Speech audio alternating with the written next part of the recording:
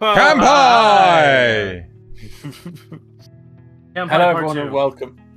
Let's try this again. Hello everyone and welcome to episode 45 of Kanpai Cast, which is our spring review season. Now that almost all the shows have finished their spring lineups, we will finish that and we will have a chat about it. What we liked, what we didn't like.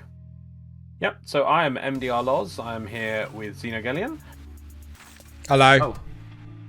And I made myself freeze for a second, sorry. Haha. he froze at the perfect time though, infinitely drinking alcohol, which is always good. And the other person who is able to freeze in space and time, which is Nasuth. Hi!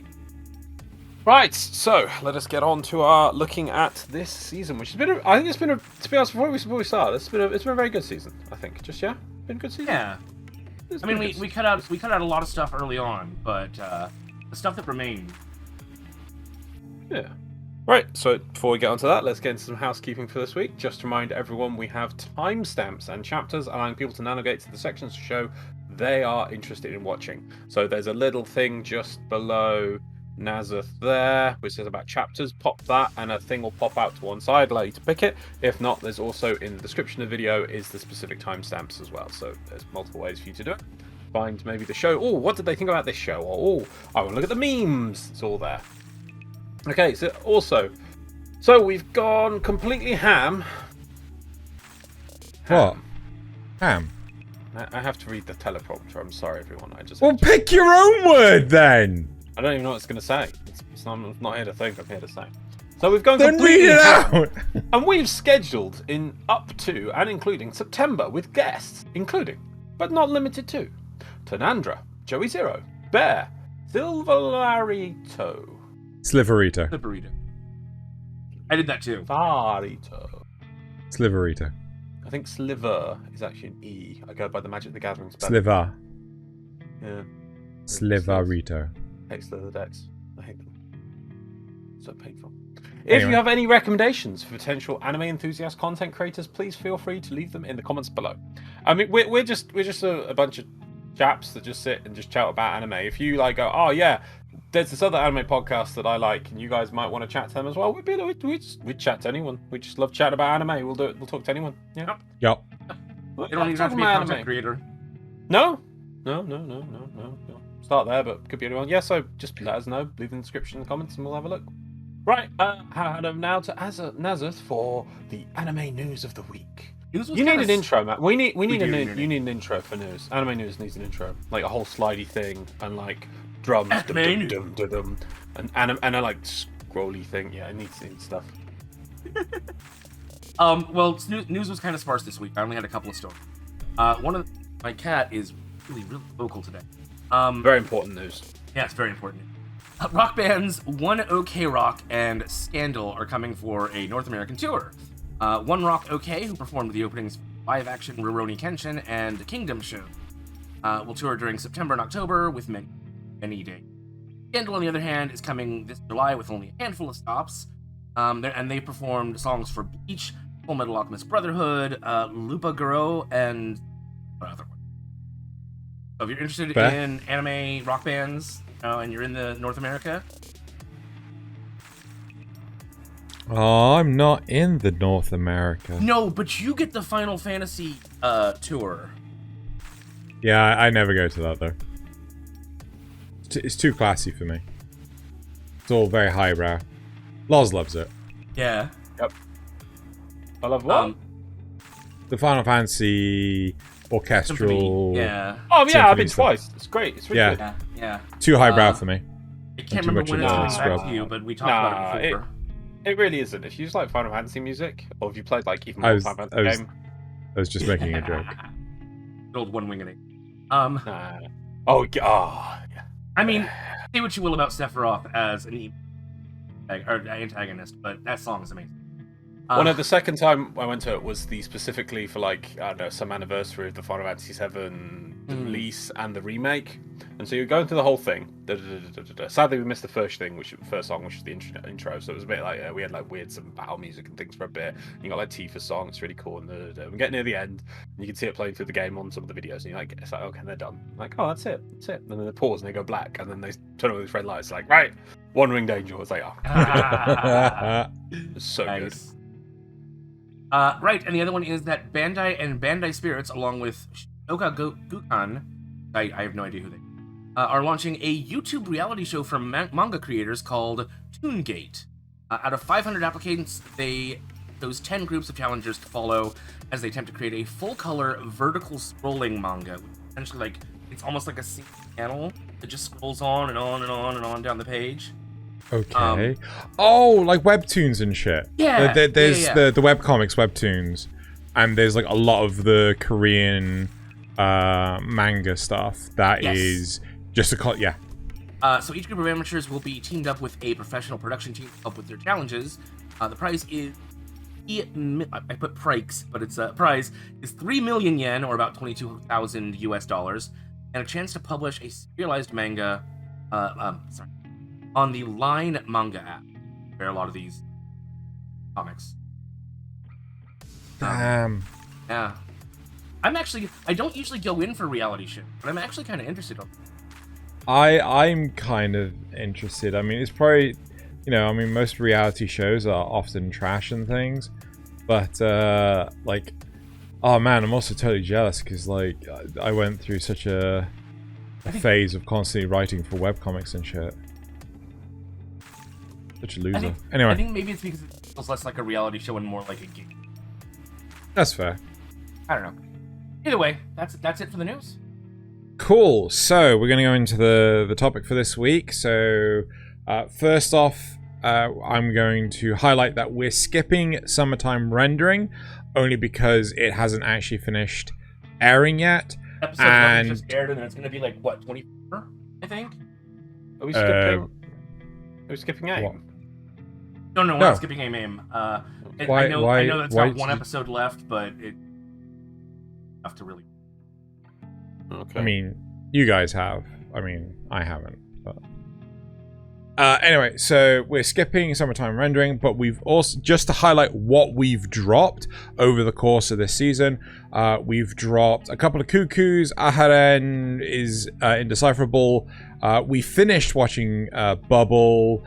So Dawn of the Witch, Don't Hurt Me, My Healer, Stab Life, Miss Sakuchi, no wait, Sachiku, whatever, and her little baby ghost, RPG Real Estate, Shikamori's Not Just a Cutie, and Tomodachi Game, which is still, I've heard a lot of good things of Tomodachi Game, but I'm just maybe it gets better after the part I saw. I don't know, but I doubt it. I seriously. I mean, yeah. So, but like all of those. We, with the exclusion of Bubble, which we've already reviewed, all of those we have dropped. So we will not be re-reviewing them. Some of them were Thaylien. To be fair, some of them were Thaylien. And I don't know if he kept watching. We're not. No idea. No. Loz tried. Loz genuinely tried. So tried to get into Healer, and seriously, I watched one episode that, and it was excruciating. Yep, and then I'm like, why would I watch more of this? This is just pain with characters which don't make sense and are just annoying at each other for no reason. But it's supposed to be funny. It wasn't funny though. It was just painful. Right. This is like a weird Japanese humor. I don't know. So, Loz, it is your first one. Yes. Well, alphabetical order. Yay! Okay, so what show are you going to do first? Is it the top one? It says, yeah. Cool. Starting as it says. So, go on, Oz. Right. The Greatest Demon Lord, Reborn as... Oh god, I can't remember what the rest of the title is. It's No Typical, Nobody. Yeah. Also known as It Took Me, like, I don't know, several thousand years and time travel to get over my dead girlfriend. Oh god. Okay. Okay, and what are you rating this? What are you rating it? What size are stamps? Nothing special. Absolutely nothing special. Really? Okay. Yeah, I wouldn't say it's a pass because it has some cool stuff, but it... Oh, yeah, sorry. Stamp me! We're not even added have nothing special. At this point, did it just go black and white? Does it go all tinted now? It's been doing that since the get-go!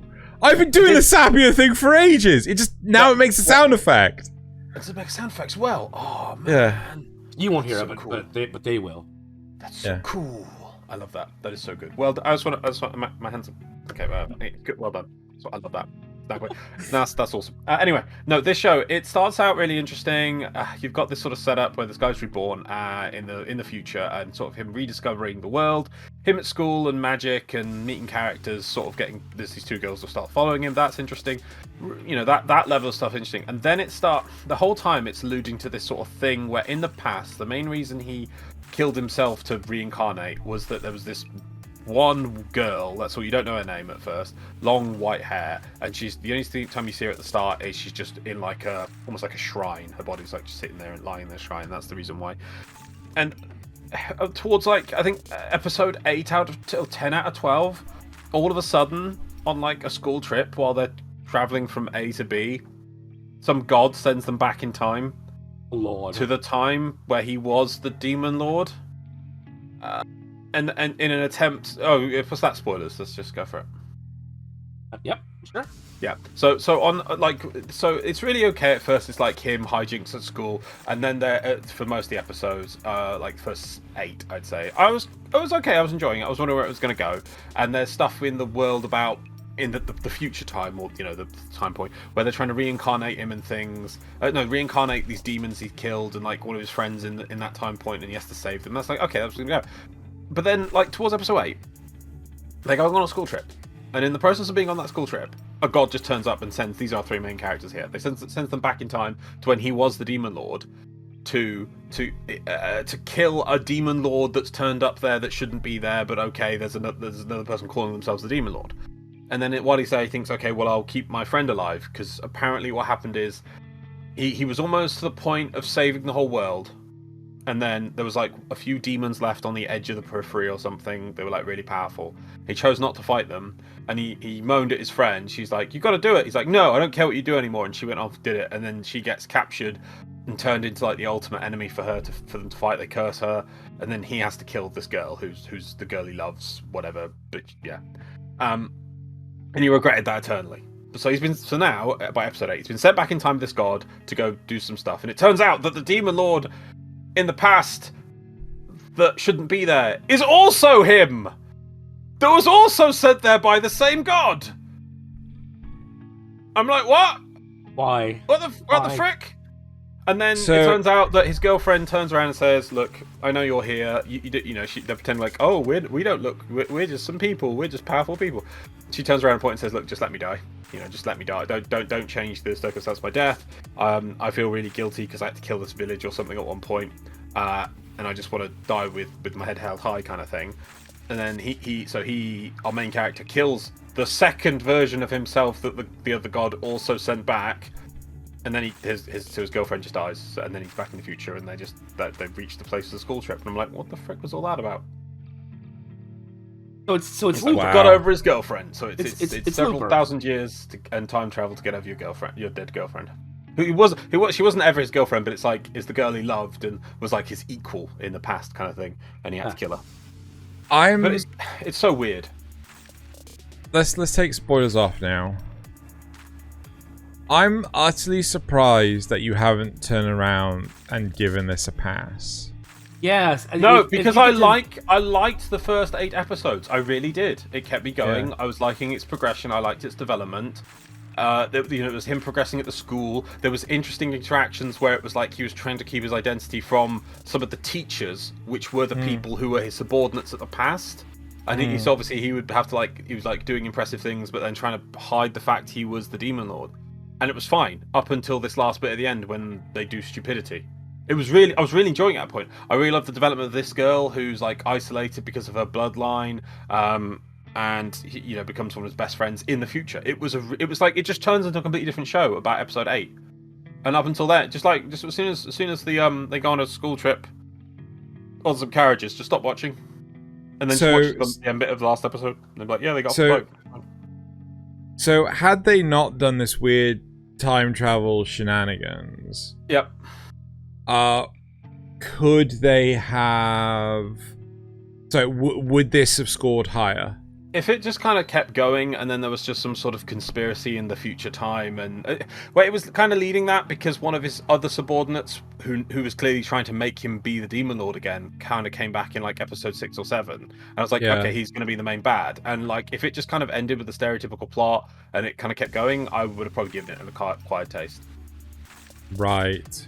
It was all right, but kind of formulaic. But it was all right. It had some good moments. Okay. That's. But instead, I'm like nothing special. Maybe actually, yeah, maybe might even drop down to a pass. Yeah, I'd say at this point in the season, if it has ruined it enough to not to be nothing special, I would say. Like if his plan, they could have done the time travel well, but it was just like it just felt weird because it was seriously, it's like the last episode, the second last episode when oh god, that stupidity I mentioned that probably confused your brain happened. That it was just like yeah, whatever. So yeah, maybe even a pass. I'd say nothing special, but yeah, just yeah. Okay, Nasuth. So AMAIM. So the first half of the season is pretty rough, but it up enough that I'm giving it an acquired taste. Okay. Stop it, cat. Yeah. So the like I said, the first half of this was rough. Emotionally traumatized ammo. Wait, do you mean the first half of the second season? Sorry, yes, the first half of the second half of the second half of the first season. Yes. So the third quarter. The third quarter, yes. Okay. Oh, Japan. So, but then it picks up. We actually start getting back into like the police stuff. There's this whole emergence of I'm not gonna give too much away. But there's the whole emergence of a new Japan backed by other three groups. So the Oceanians, the Russians, the Europeans, and the Asians. Americans. They all back this new Japan against the North Americans. Make that America. Yeah, right? Yeah. But it's actually really cool. There's a lot of political intrigue going on. I think if they just could have fixed the first... I had a completely different way that they could have done the first half. Which is... Yeah? Yeah. You keep going. Yeah. So essentially start with the Resistance in a battle with a strange new groups of not-Americans. And then Amo shows up to save them, giving them a warning that the not-Americans have way more where that came from, and an actual AI-driven mech, which he knows because he saw them and revealed them. So all that time he was away, he saw this stuff back and says, "Hey, you got a warning." Then he and the start of this season is completely ruined by just the awful. way he comes back. Yeah, it's so bad. And then he and Mizuzu should push them to make an alliance with the other three powers, rather than the other three powers coming to them and saying, "Hey, we want to make an alliance." And that's all in episode 1. Then in episode 2, we get more stuff with the not-American commander, the redheaded not-American commander, who's like working on his own agenda in the background. He basically wants to take Ghost as his own through the rest of the military. That's his ultimate objective. Oh god, he is annoying me so much. Yeah. I'm gonna see how it's resolved next episode, but it's just like his obsession with just like, I want my own AI powered mech. I want to be the powerfulest fighter that there ever was. We get to see more of his background, his scheming, his problems with Roy, because I think that's part of the problem is we don't see enough of his. I want thing. Why do you want thing? Because I want thing. Oh. And then from the Sanctuary City onward, things would pretty much play out mostly the same. Give them a little bit more room to breathe. That's all. Yeah. Would you have kept the birthday episode? No. I liked part of it, but my god, the fact that the AI were so stupid in that one. Oh no, they're gonna get rid of us. No, they're not. They're clearly making new AIs and getting rid of us. Why the frick would they be doing that? Yeah. I mean, we do find out that like all the AIs are related. They're all sort of like children of Ghost. Yeah, they're made from like the same seed and things. It's like it's on the first day. It's like, but it's just stupid. It's like they're making new AIs. We're gonna sit on mechs and be sad now. Yeah. But yeah, when Amo stops being traumatized and the politics pick up, it's pretty good. Yeah. Waste some time. I think you'll agree it wastes some time here and there, like the birthday episode. Also some repetition, like we see the same event from several different perspectives, and they're like, "Oh, the non-Americans are going to use this as a justification to attack us." And then the non-Americans say, "Ah, we can use this as a justification to attack them." Like, okay, yeah, that's yeah. Okay. Do you guys think that we'll see another season? Yeah. It'll depend on last episode, and last episode there might be one of these sort of. It depends what. Most mech shows that they're actually true pacifism shows at heart, or like seeking for peace, and it would depend entirely on how they come away from the final conflict. It might, like Gundam Wing at the end, it's like they're going to destroy all mobile suits in the solar system kind of thing. They might do that kind of thing here, where they're like, you know, look at the pain that these mechs have caused. We now have a treaty where no mechs can be used in Japan or whatever, or something like that. And then we wouldn't have the season. The birth of it all depends on that. Yeah. Yeah, I think that's the only way they could say really like a definite thing or definite foothold for New Japan. I'd be interested to see what they. That and the toy sales. Sunrise Entertainment. I'd be interested to see what they actually decide as a verdict, but I wouldn't be surprised. Like, I just feel like, there's just not enough to it. I just feel this is gonna flop. It was kind of cool seeing the Gundam or the not Gundams get upgraded, but it also felt kind of contrived the way they upgraded them. So again, yeah, it's a little bit back and forth. That's why it's not a pass, because it is pretty watchable. But it's if you like mech shows, I wouldn't say it's. If you like mech, no, if you like mech shows, you'll enjoy it. The AIs, which I think was kind of trying to be the unique thing, I feel were at times the letdown of the show because they just get annoying. I thought I would hate them completely, but I actually didn't hate them as much as I thought I would. So yeah, they're sometimes good. They just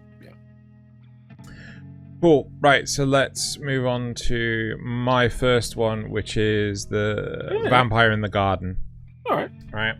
So this is an acquired taste. Hopefully the background will change sometime soon. Could have sworn I hit the button. Hey, acquired taste. I mean, it is. But... Yeah, I don't mind having mechs on screen some more. Head faces were better this season. That's still. Oh. Yeah.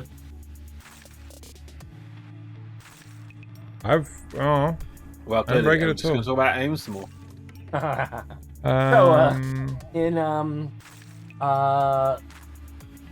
Just pause it real quick. Yeah. Okay, right. Apologies for that. So Vampire in the Garden, short mini-series done by Netflix, acquired taste, right? Lightsaber. No, that's like a gunshot.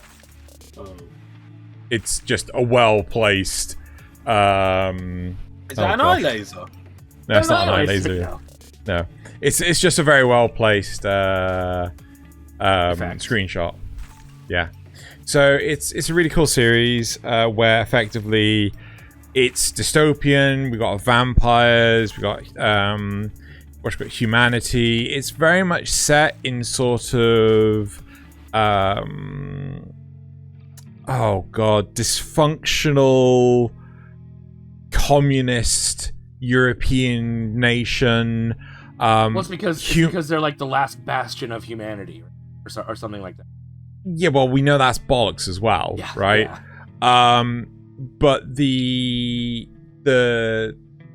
it's very much Romeo and Juliet, right? So the relationships between all vampires and all humans, they hate each other, apart from our two main protagonists, right? Who have a strong bond, a strong affinity for each other. We have our main vampire who's trying to... Like Momo and Lisa or something, I think? Something I honestly can't remember. But the two characters are trying to live in Eden. They're trying to live in peace, and they're being constantly hunted. She is the vampire queen. Her job is to sire new vampires, but she doesn't want to. She also refuses to drink blood, and she has basically resigned herself to a slow, painful death, where the human protagonist in the series doesn't want to fight, period. They don't want to live in a world where they are forced to go out in hunting parties to eliminate any nearby vampires from their, you know, human bird cage, effectively, right? And which is even harder because her mom is top command. Exactly. And, you know, it's like, you know, oh, come to your senses, you know, stop being stupid, so on and so forth. Not given any opportunity to grow or anything. And yeah, there's also like this big theme of music running underneath it. Like the humans can't have music because vampires have super sensitive hearing, which is weird because they're in a human city surrounded by a light field to keep the vampires out. Why can't they? The vampires know where they are. Why can't they have music? Wait, and the vampires don't like the music? It's no, vampires love like... music. No, they will no. attract the vampires. Yes. Oh. So the vampires will come but to they'll get the attracted music. into the light field. Yeah. No, it's so first off, they have giant spotlights. They have a giant lighthouse, right? That is just constantly sweeping. Yeah. Does it kill them if they touch it? If they go into it? If the exposure is prolonged enough, yes. Right. Why not put the music on? Well, that's the big question, right? I appreciate it outside the bastion, right? But why not inside? And it's really weird, this oppression that humanity has put itself under. But then at the same time, the music box that she gets is used as a misleading thing too. It's guiding them to the wrong place. So it's like, is it good or bad, or because yeah, because they also bond over the music. So music is good, but I'm not but sure it what can they're be trying used to for say with that. nefarious purposes. Things. It honestly, it is an acquired taste. It is very much the narrative of Romeo and Juliet. The post-credit sequence at the end of the series is a nice touch. I would recommend it again, but I can appreciate that this will not be for everyone. And also, it's only 5 episodes long. It's the typical Netflix, oh, we don't actually give you a budget big enough to actually properly explore this. So it feels kind of like they took a movie and chopped it up into episodes. Kinda, yeah. But I mean, it's good though. I would watch it again. Yeah. Ultraman was another one Netflix this season, but we completely skipped it because it was just like, was that even a season of Ultraman? I mean, I swear I sneezed and that was over. But anyway, so yep, I would say acquired taste. If you're into that sort of thing, go watch it. Right, I'm going to hand over to Loz for his next one. Yay! What have I got? Trapped in the Dakes in the world of Tomo games is tough for mobs. Yeah! I would like to put acquired taste. I binged this. I binged this in like the last week. Just because I was like, I'll look for something I wanted something more to talk about this on this episode. I was like, okay, why not that?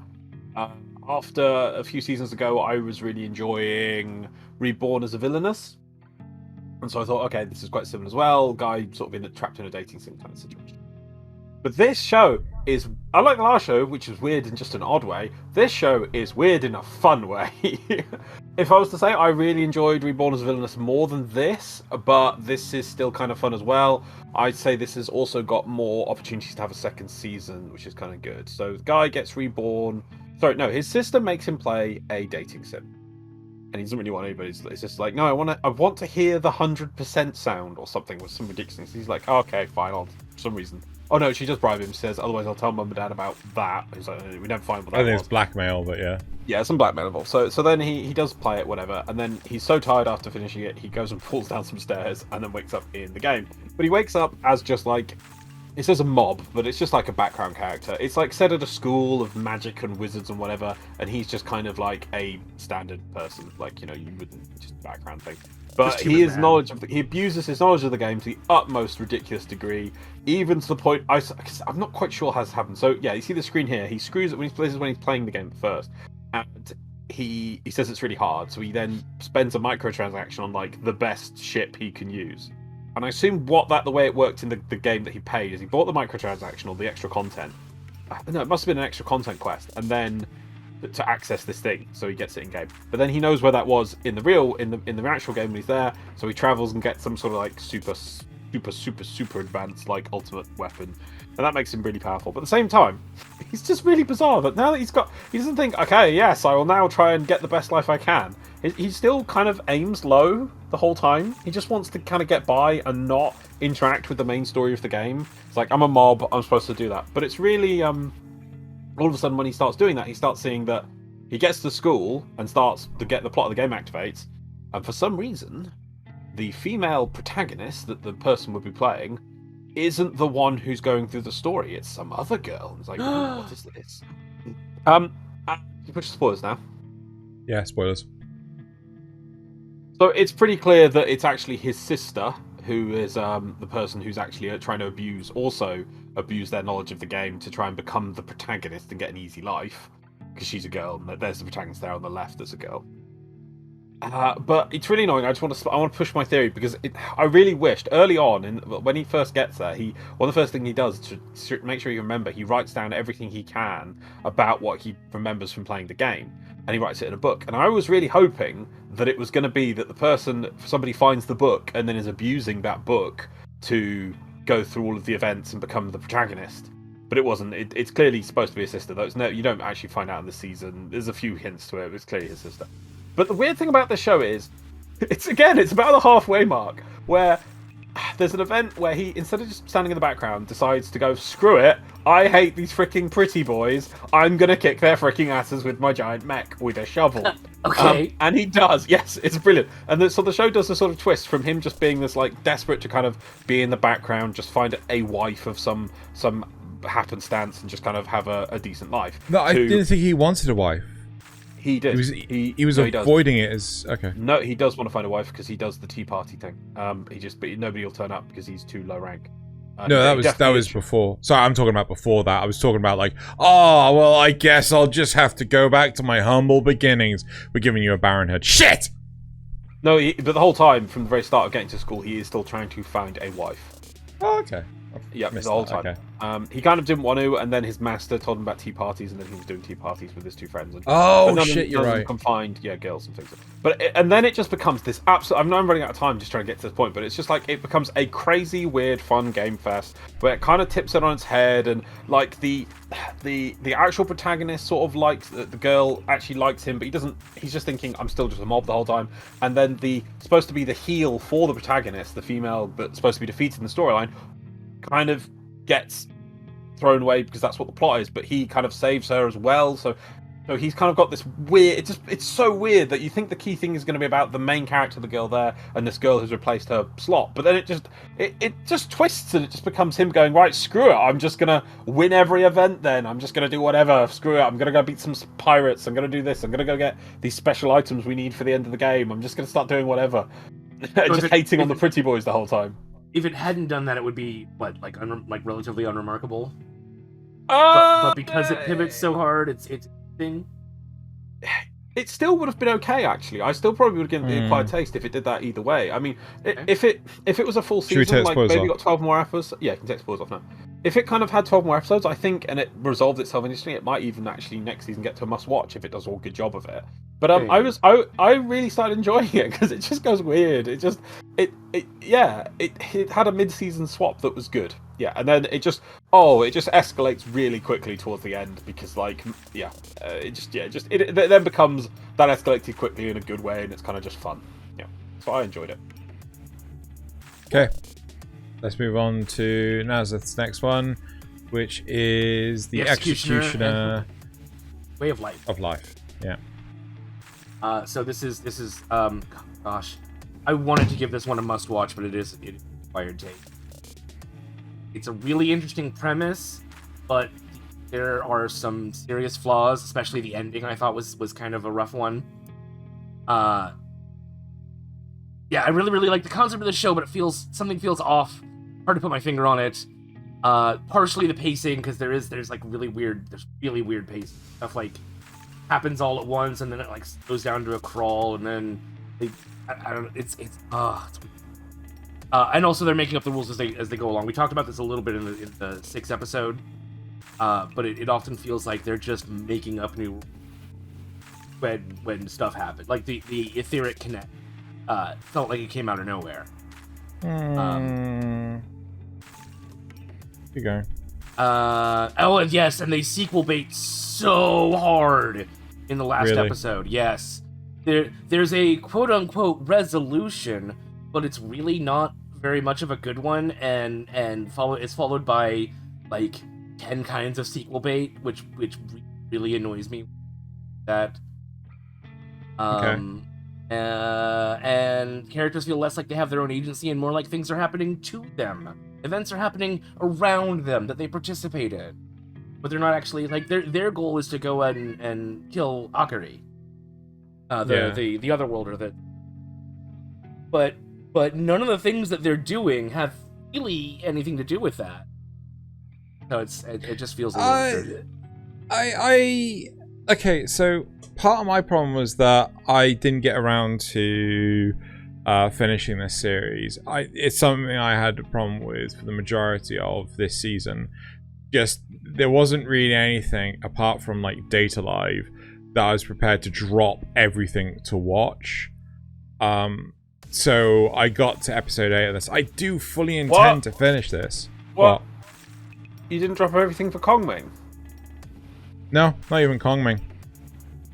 So I'd wait a few days to watch Kongming. I think like a couple of the episodes I just waited like to watch them in one go. If it wouldn't mess up stuff, I'd disconnect right now in disgust. But regardless, with this, watch your Data Lives more.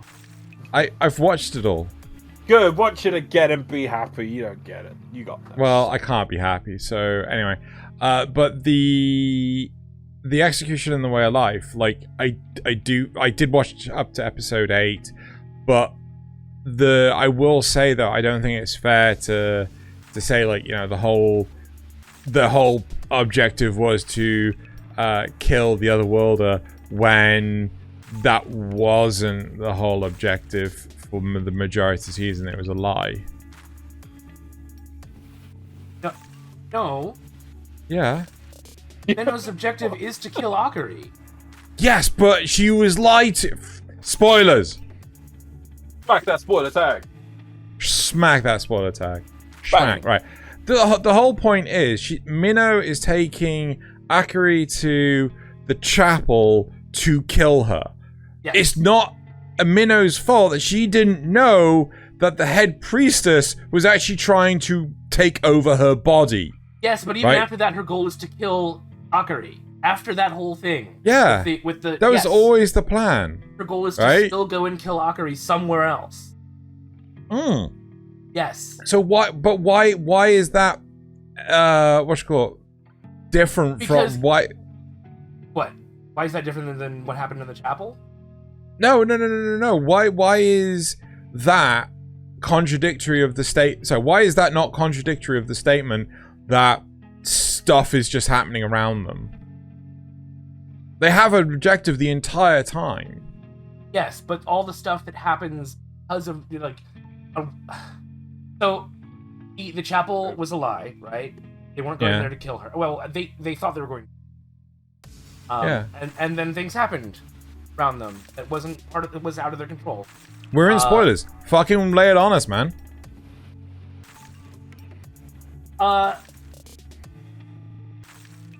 The whole fight was in reaction to stuff that was happening. It wasn't their goal. Their goal wasn't to fight the Archbishop and kill things. That just happened. And then when they get to the city with the label, called the Order or whatever. Yeah. The whole plot with Lady LaBelle and the Monstrine and the little girl that gets killed over and over again and all that stuff is it's happening. They have no idea what's going. Like Xeno and Akari aren't there, and Momo aren't there looking into this. It just happens while they're there.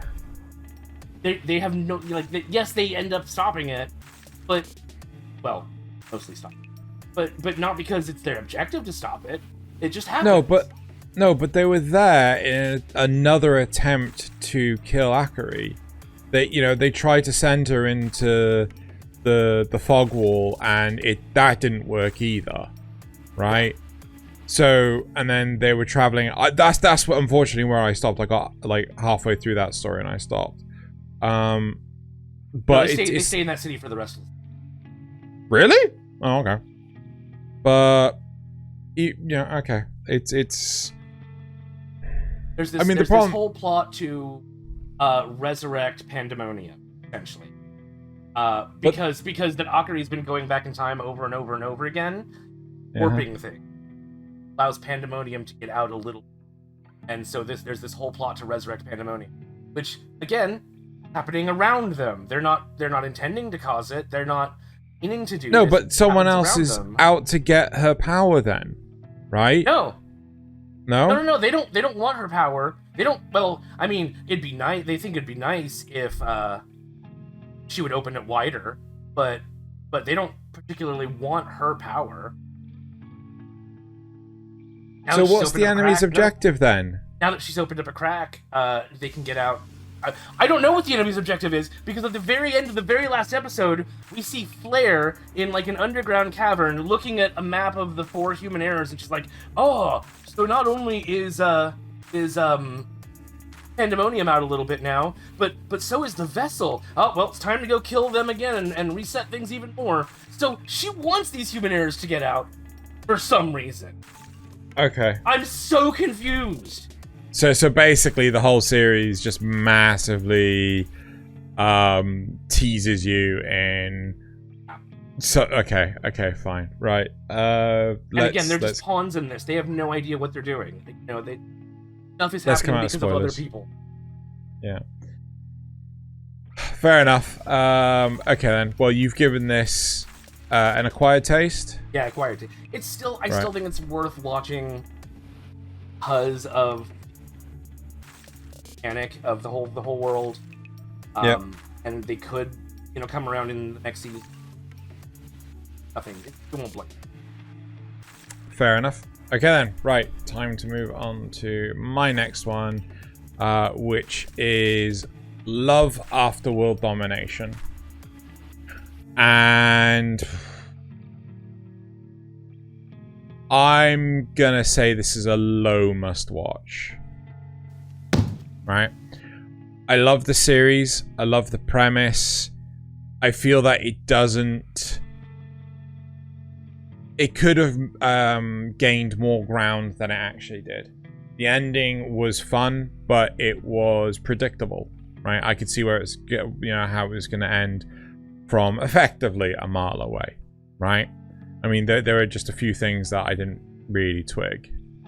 I think Loz wants to fight me on this. It's your apathy. My apathy? Any love in your soul. No. Yeah, well, I mean, it left with My Dress Up Darling. Oh, God, right. To be honest, actually, I don't even mean. I do love the show. Absolutely love the show. It's one of my favorites of the season. But I would have given just a solid acquired taste. It's like it's a sort of slice of life-y kind of thing with a humorous twist, and that's kind of it. I really enjoyed reading the manga for ages, but yeah, I just acquired taste that. But I think if you watch the first episode and you like it, you'll enjoy the whole thing. But don't expect it to achieve anything. Really. Yes, that's very much the case. The antics are pretty much solid. The same antics throughout the whole thing. It's just fun. It is like you know what you're getting into. There's no setup for disappointment. It's just Would you say it's the same antics, but it doesn't get repetitive? Yes. It does. I would say it does get a little bit repetitive because you do. It's not really a spoiler, but it's just a bit annoying how they sort of have they're the sort of two main people of the two factions, like one the Power Ranger side, the other one the evildoer side, and they're forever doing this sitting off to the sidelines thing to have their meetups, and it's like I can get how they get behind that a lot of the times, and sometimes somebody will just be like, oh, what's happening with you guys up here, and then all of a sudden the girl will just basically floor him just in like 2 seconds, just to be like, oh, they're still fighting. I'll leave it to you guys. But it's just like they keep going back to that position so they can keep talking, and it just gets a bit tiresome. To me, but it works in the manga better than the that does in the show. But I will say, the show did a good job. I will say that at least the show does evolve. People find out. People talk. It's not just Jahi going, I need to go get my gems. Oh no, I lost the gems that I collected. Darush, how have you got loads of gems? It's not the same jokes every single time. But there is a very similar pattern throughout the whole thing. And I completely agree with Loz on that one. But I gotta be honest, there's very few I feel are a must-watch this season. There are so... Like, I'm not gonna lie, like, so many I got bored. As I said, like, even this, I stopped watching for a period just so I could binge watch them. No, I watched this every season and was one of the highlights of my week, but I'd still give it quite a taste. Yeah, fair enough then. Well, there we go. I'm gonna change mine then. I'm gonna change it to an acquired taste. Wow, yeah. a midway change. Goodness gracious. Yeah. Honestly, like it was, I very much enjoyed it, but I think I would struggle to watch it again. Yeah, I would watch it again. I'd still give it quite a taste because I don't know, when you've got scales, I'm one of these people that doesn't like handing out max numbers unless it's really deserved. Acquired taste is still a high rating in my regard. That's still really good. It's just still like watch it if you like this genre. Yeah. Like I say, watch one episode. If you like the first episode, you'll like the rest. It doesn't, You guys just like it because the girl character looks like Marin in cosplay. No. I literally just told you how I was reading the manga for this years in advance. Yeah. I to be honest, I'm more every episode coming advance. I didn't even know what My Dress Up Darling was back then. And you like it because Shut up, you. But like, in all honesty, I wanna read the manga of this one. I think that it's pretty much it. No, there's not really that much together. The show is very faithful to it, and it's more, seeing as you already know what's going to happen, the way that reading through it pays off differently to if you're seeing it, but you've seen it all, so you know what's going to happen. There's nothing different. So is there no more manga compared to where the show stops? It stops. I think there's been only like 2 more chapters or 2 more volumes. I don't remember whichever is the smaller one. Really? Yeah. So it's going to be a long time before this gets to season 2. Damn! I can't imagine getting a season 2. It took years to get to this point. I think it's did okay. I think it's an alright job. But you've got you just don't know. I don't know who you are anymore. Okay, let's head over to Loz for his third one. It's a pass, so we're going to pass on this. Sorry. Are you really going to pass? Sorry, Boy Kongming. Well, seeing as Xeno has no soul, let's get it up and then we'll slap a pass on it, because then we can. It's pass. Just because Xeno has no soul and he hates things, we're going to start pass on this absolutely lovely show because he didn't watch it every week. So now we're going to move on to Nasuth. I need a timer reset. Yes, good point. Thank you. Yeah, so because Xeno didn't watch this every week, despite loving it, he then decided it's not Marin, and Marin wasn't in it for him to ogle at. He decided this show was awful, and it was awful. It had like some weird stuff to do with some Chinese guy, and it was just like, what was that about? And then there was a girl who was pretending to be Marin by having blonde hair and standing on a stage, and that wasn't Marin. So it's pretty rubbish. There was no cosplaying. I'm just gonna say Kongming better waifu than Marin. Yeah, exactly. It was absolutely terrible. What's up with this show? No. Actual truth. I really love the show, and to me, this is a must-watch. There we go. That's the real I one. absolutely loved the show. It was. I will say, with no spoilers, I will say, the last 4 episodes really could have been condensed down into 2 tops. Yeah, I was literally about to get onto that and say that it does drag it out. Clearly, I assume there's more manga or whatever for this. And do you want for spoilers for a sec? The second half of the show obviously gets towards this goal of getting her onto this stage at this important music festival, and because maybe they didn't have enough episodes to do that music festival, the show ends on her succeeding at getting access to this music festival. the goal is to make her a really popular singer, and that's really only step one. That's not that they only achieve getting her onto the stage. That's not that, you know, okay, she'll do well from that, I guess, but it's not, you know, she could equally just disappear as a one-hit wonder after that. So and thus they kind of, it really feels like they drag out they need to get 1,000 likes on one post on a social media platform to get them to win, and that gets really dragged out. I would say that is. I still enjoyed it, but it does get really dragged out. The other thing, the only thing I would like to see in the next season is, though Kongming's amazing and he's a great character in the show, it's oh god, I always mix these up. I used to know Three Kingdoms so well from playing Dynasty Warriors games. I love the Dynasty Warriors game series. It's are they Wei? Yeah, they're Wei. You know, Wei did fail.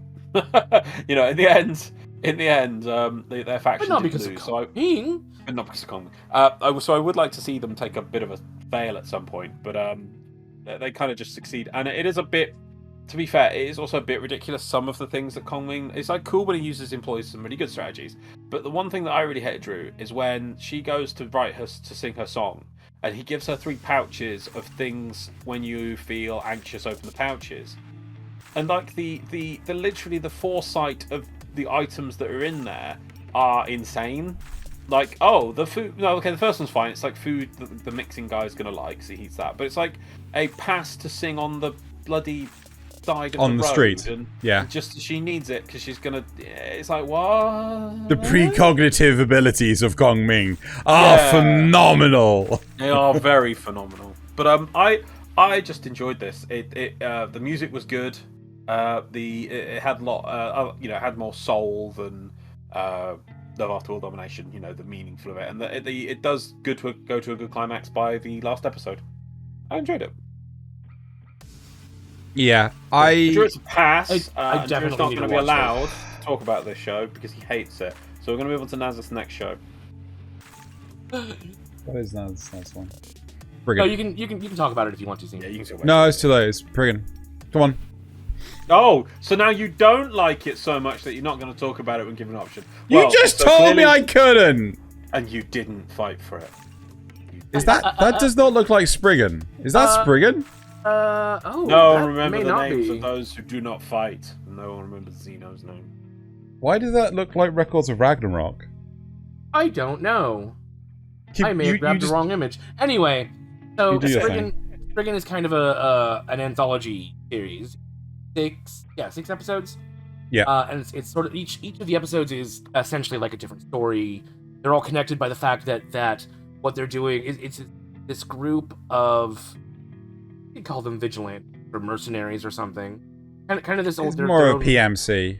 Yeah, their own paramilitary group, who track down precursor civilization artifacts and like lock them away because humanity's not ready to use the kind of power. Did you give a rating? Oh gosh, I'm sorry. This And is actually an acquired taste. Fair. Because you're gonna have to like those kind of sci-fi and just sci-fi and action stories to if you're gonna watch this.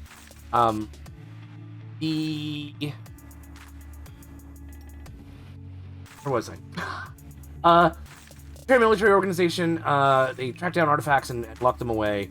And they call themselves the Spriggans, which is like a name for a fairy type of fairy, I think. Yes.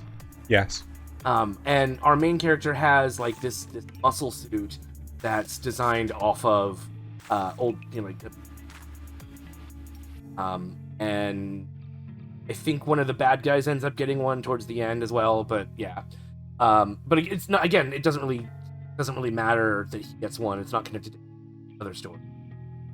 There was actually one from a Spriggan from 1998, a movie, and it was just one story. It was the Noah's Ark story is the second episode in this, which they actually did a really good job of doing the exact same story, but with better graphics and everything, and better voice acting.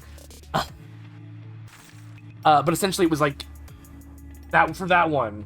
It was a giant terraforming machine, essentially. You could go inside there and use it control temperature and atmospheric particles and all kinds of. And so this one guy wanted to go in there and essentially wipe out humanity and start over, because we've screwed everything up. We've poisoned the atmosphere and the water and everything. And obviously the Spriggans go in and stop him.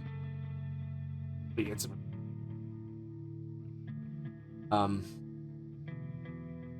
it's never really explained why. That's one of the downsides. It's never really explained like why they would allow this 17-year-old who's still going to high school to operate a muscle suit, go after these dangerous artifacts. But it's anime. It's fine. 17-year-olds and 16-year-olds do this all the time, even 14-year-olds. So I don't really have much else to say about it. It's the art style is really interesting. I think Xeno commented on that in other places. Like they have it's a weird mixture of CGI and animated animation. Most of it, I think most of it is hand drawn. It's only when they're doing like the actions, have like the muscle suit and everything will be made, or the guns will, but the faces will still be human, or still be hand drawn. So a lot, yeah, it's a lot of what Nasuth is saying.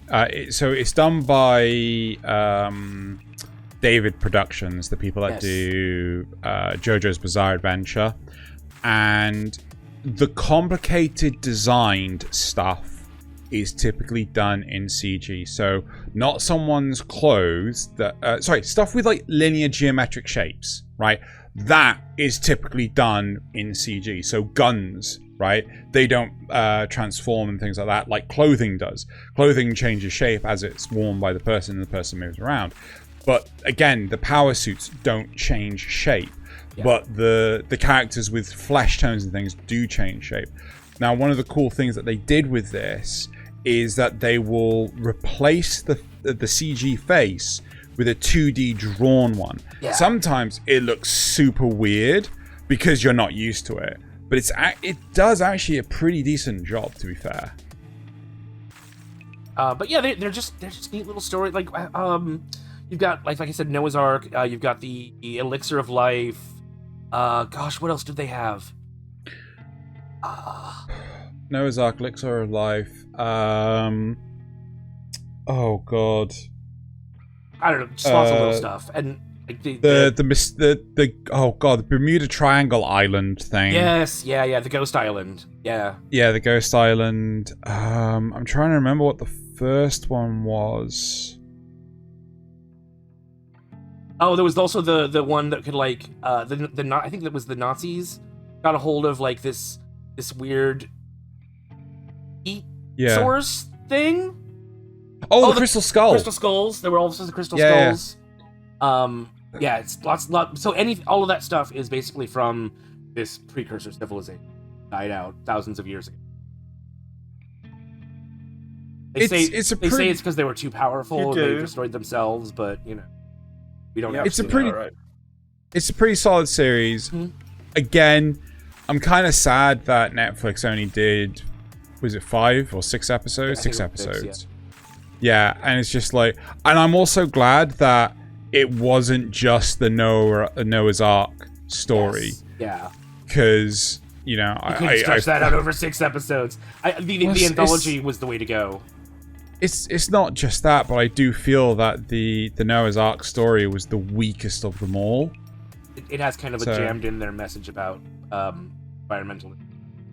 But yeah, it's a good series. Like, so again, if you've got like 3 hours to kill, go give it a watch. I wouldn't mind if they made a second season. Agreed. Cool. Right, should we move on to my next one? Yes. Okay. So my next one is called Deaimon. Right? I can't really pronounce it because I can't Deaimon? Something like that. Right? I'm gonna say this is a quiet taste straight off the bat. It's pretty damn solid. It's pretty good. The series, I crammed this in a day, which is why I forgot to watch the rest of The Executioner Ways. Like, I have to watch The Executioner Ways. But Loz and Nasuth have 5 seasons each, and I've only got 4 seasons. I should watch another show. Please forget to watch. Anyway, yeah. So this is a good series. It's a slice of life, right? It's more traditional than fanciful, right? So where Miss Kobayashi's Dragon Maid, very fanciful slice of life, especially the whole fish out of water. That's not really here. There is a small fish out of water element to it. I'll get into that. The premise is effectively there is a family-run Japanese-style sweet shop in a part of Kyoto, and the son, around the age of 20, after finishing university, decides that he's leaving home and he's going to try and become a musician and try to live his own life and everything. After 10 years, the band breaks up and he decides to go home after getting some news that his father's gone into hospital. He gets home and discovers that his father's perfectly fine. The news was sent, it wasn't retracted soon enough, and he's decided that he's going to live his life back home in Kyoto and help manage the shop. And it turns out that his father has not so much disowned him, but has decided to leave the shop to another heir. Oh, wow. And yeah, it's this middle school girl, right? That was unfortunately abandoned by her father at the store. Right? Ooh. Yeah. So effectively, she's been there for like a year or two now, and his parents have been looking after her and things, and she's been going to school. She's been helping out at the store and things, but she's been abandoned, and effectively,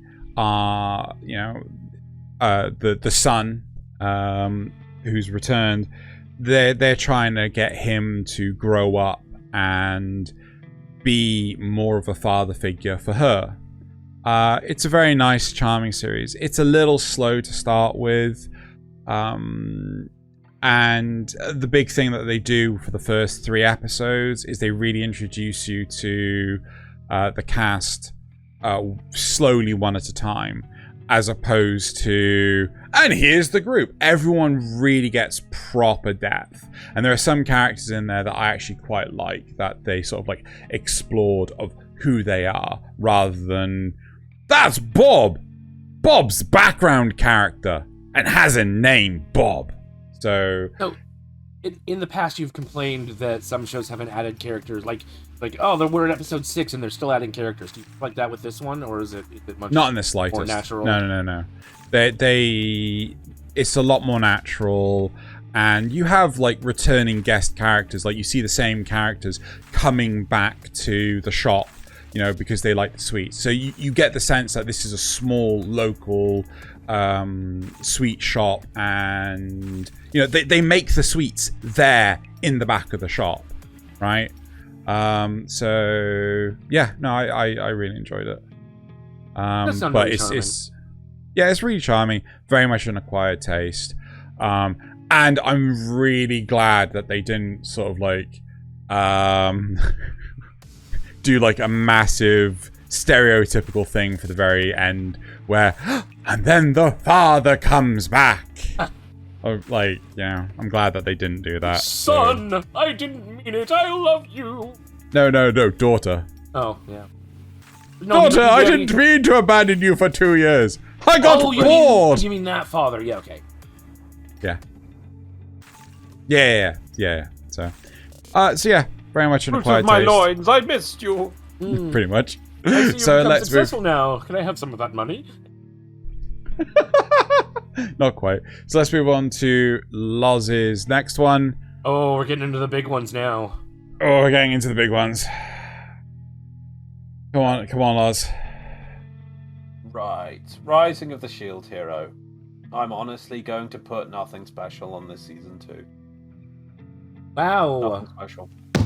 This is not very good. This is it's not it does improve. I know we had the mid-season thing and we were not very happy, and it definitely does improve in the last 6 episodes because it clearly that was the plot they wanted to be doing.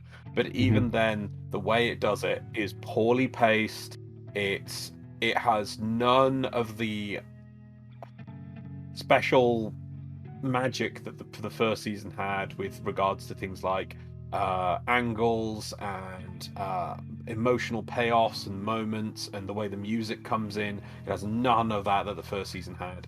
Things happen and they just drop, and you just don't feel the emotional weight that the same thing would have happened if that was done with the sort of style of season 1. So we rushed the first arc of this. There's no need for spoilers. The first half of 6 episodes is dealing with the turtle. Second half is dealing with this alternative world stuff. And though that is better, it's more interesting. It has things going on, and the ups and downs and lefts and rights, and loads happens in 6 episodes, but it just feels so breakneck speed the whole time, and it lacks none of the last slow, episode gentle especially pacing.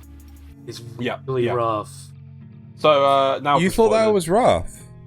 Yeah, I thought that was rough. Push spoilers. So the last episode is just terrible, and there's a perfect example of why. We've got the Naofumi activating a new level of the rage shield for not really the same reason. Kind of it felt the way it was said. It's like he completely forgot about the turtle shield. Like no, it wasn't that. But it was also the fact that it's just like, I'm going to sort of slightly aggravate you with a few words. I'm going to go to a whole new level of my deepening rage. It's like, really? You're going to get that? It didn't feel like a mature, or even it was just it wasn't just even irrational hatred. He just sort of got a bit annoyed, and then he unlocks a whole new level of the rage shield with this massive version of it. But because the way the guy says it and the angles, it just didn't have the emotional payoff it should have. And then you've got the cool thing when he does remember the turtle shield and uses that instead, and you've got Ost, who's the person who died, putting their hand on, and that is the way I would like to do it. But the music, the angles, the shots, it just had no the way. fact that it's just 2 beams shooting at each other.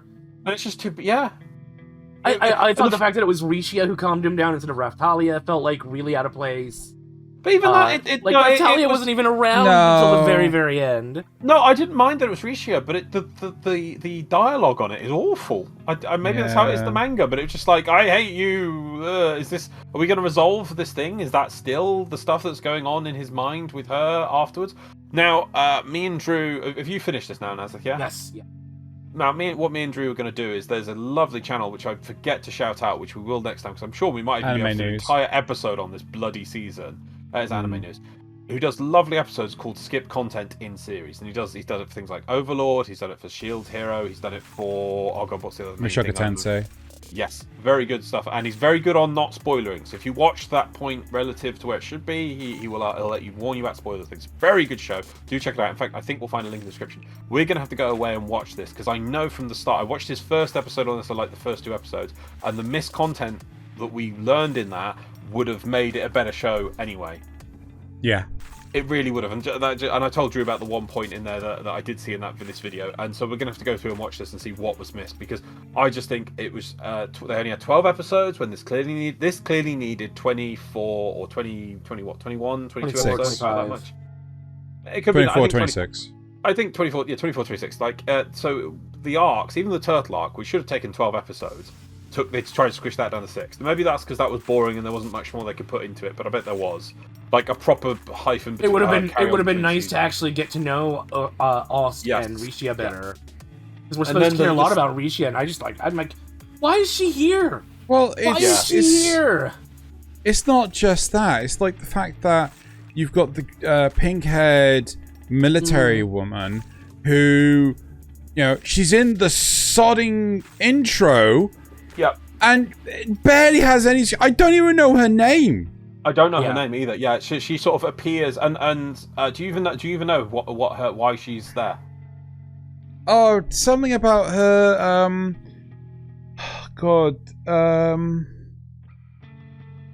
If something about a travesty with the waves, like a town she was protecting or something? She's related to the nobles that didn't do a good job or failed looking after in the first wave, and the ones who were looking after the demi-humans, so she feels responsible, and so she's doing things about that. Never gets explained. Interesting. It's interesting. It could be really cool. What guilt, how she's going through it, what she thinks she needs to do to overcome that, what's she doing? No, it just gets completely skipped. It's just, I do not know what you can't take COVID as an excuse. The only reason I could be is that somewhere along the line they didn't have the budget, or they didn't want to buy 20 whatever episodes, and they were just like, I'll just do it in this, which is shocking me. They wanted to really get to what's in season 3. That's where the real goal is. So it was either that, right, or like either the production studio.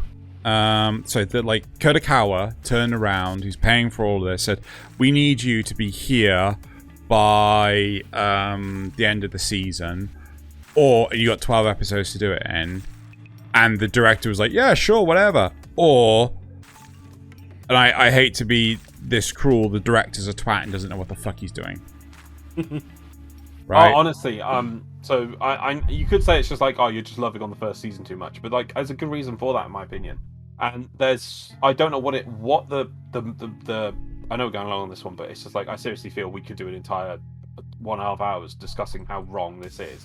Maybe we'll have to plan that after we see all the missed content, because it's just such a great first season that was paced nicely, was a great story. It'd probably be in my top 5 things of if I wanted to show somebody an anime that actually was like mature and interesting, I'd probably show them that. To this, which is just like, it's just mundane, it's just run of the mill now. They're just doing fantasy stuff in fantasy settings, and I'm like, okay, what happened to the cool deed for me? And then because of the way it runs in that second half of this season, when we go to the world where in the first season we had people with life or death trying to kill us, we then go to that world and we start saving that world. But then it's like, they're our friends now, and they won't try and kill us, and it is all good now. We are all friends. La da da da da. It's like, what is going on? Well, it's because the book hero lied to them, right, or what, or something. We don't understand the book hero. Yeah, the book hero makes no fucking sense. Yeah, none of it. So many of the rules are just spent and wasted, and key things that are set up are just like, this important thing from the first season about making this choice. Oh, don't worry, the book hero did stuff, and now Turtle's going, and that was the choice. So Turtle's now dead. They'll make choice now. What? What? You get that's really important and like foreshadowing, and it's just gone nowhere. Like, what's going on? Again, I think they wanted to skip over these chapters and get to whatever's going to be. Well, often the middle episode is like the middle section is the least interesting. Like the slow part of a lot of stuff. But the second half of this season could have, if it was slower with a bit of nice, and I'll give you an example of it, of a scene. Even if it isn't the manga, I'm sorry, you can add stuff in, come up with your own stuff that you can, and look at what it is and produce decent stuff that is respecting the old the meaning content. The thing gets me. There is, and I don't care if the manga didn't do this because it should be in there. Naofumi makes I don't know what you call it, a little spirit creature that's part from his magic, well, Raftalia. Shikigami, I told him. Yeah. And it's like part Raftalia, part him, is what it's supposed to be. And then there is no scene in which Raftalia talks to this creature or acknowledges or gets told what it is, because she would freaking go mentally stare over how... Yeah, there is. No, there isn't. Yeah, they tell her its name is Rafchan. And she's like, oh, that's cute. No, they tell that to... Philo, doesn't it? I don't remember them even telling Raftalia. I'm sure they told her. I'm positive they told her. And if they did, I'm sorry, that doesn't make sense, because, like, well, what is this creature? It's a creation between you and Naofumi. She would be like, oh my god, we had a baby! No, she was just like, that's amazing. And yeah, that was it. If that is how it is, that is poorly written, because, like, the one thing that Raftalia wants is to be acknowledged and linked to Naofumi more. This creature would be, she would be she would love the bloody thing, and there's nothing. It's just like, it's just because after she gets her katana hero powers, that's all she wants is to be. That's all she doesn't want to just be his sword anymore. She wants to be at his side. But she always did. It was just that. I mean, she just didn't know how to articulate. So some kind of thing like that would be a big deal for her. It really would, and it doesn't get any emotional weight, time, or payoff. She would just be like, "Oh, that's nice." I think you're right. It's just like, what's that thing's name? That's Ref-chan. Oh, that's nice. Or that's made between thingy thing. Oh, okay, moving on. Plot demands we move on now. I've had a look, and effectively, the director for the first season, Rising of the Shield Hero, is like his second should we take off thing. Spoilers? Yeah, go on. Just take it off. I think the director... a lot about how bad it is already. Yeah, the director for the second season, this was his second... director for the first season, this was his second job, right? His second directing position. He's done one a year, and that was it, right? But, and I can't really speak for the others, the other two shows he's done, but I've had a look at what the director for the second season has done, and in all honesty, they're cut, like, a lot of them are mediocre, and he's done like several in a single year and things. It's like Restaurant in Another World I've not heard anything good of.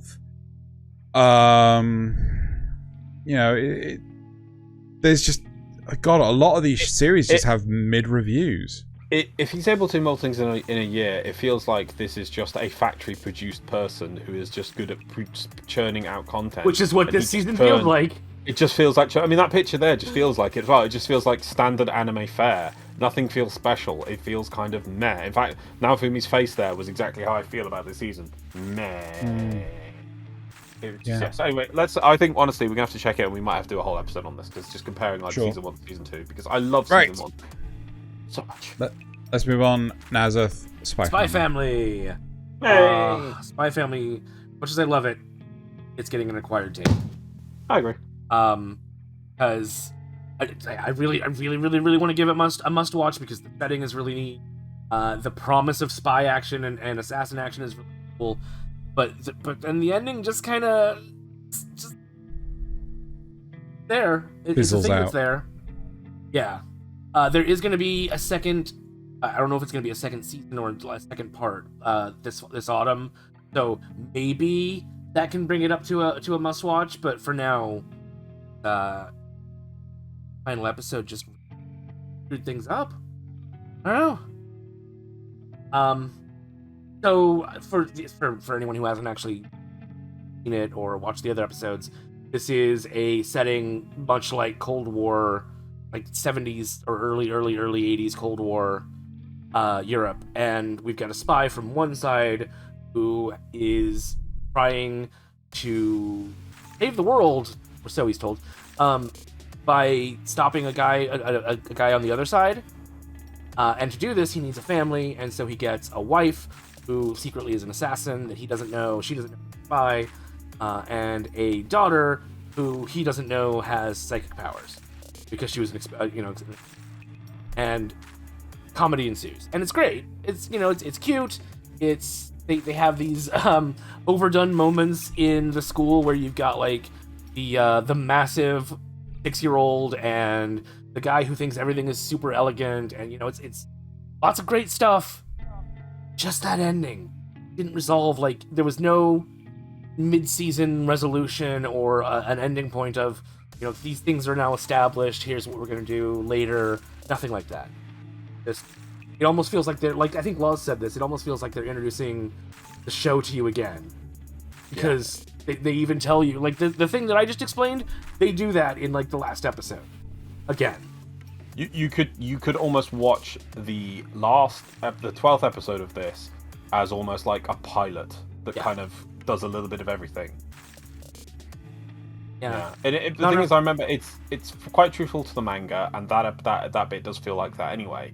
And the key point of I think the climax, that there is like a 2-episode climax that would be the next bit, and I don't get why they didn't just shuffle a buff a bit and squeeze it into like episodes 11 and 12 instead, and then because the episode 12 of this could have got on the other side of it, and then to reintroduce you to everyone. Yeah, it would have made a great season. It would have actually. That would have been a great season 2, episode 1. And then maybe squish down a bit, maybe not focus on an entire episode on bloody dodgeball. And though I love it, they could have dropped a bit out of the castle scene stuff, though I did think that was amazing. And maybe fit it this side of the season to give it its climax sort of thing that is it does give everyone something to do in the two-part episode that would be coming. But yeah, instead we get this. So, but I have to admit, I do feel it's one of the best animated, or it looks beautiful seasons this year. It's definitely on the high end of acquired taste. Oh yeah. In all honesty, Loz, I think this year is actually a good statement. Like, you know, it is it's extremely well animated for this year, right? You know, I mean, we haven't even seen summer and autumn yet, and I still think that this is a top contender. I've got to be honest, I do much prefer the manga. I feel that the pacing of the manga is a lot easier to follow.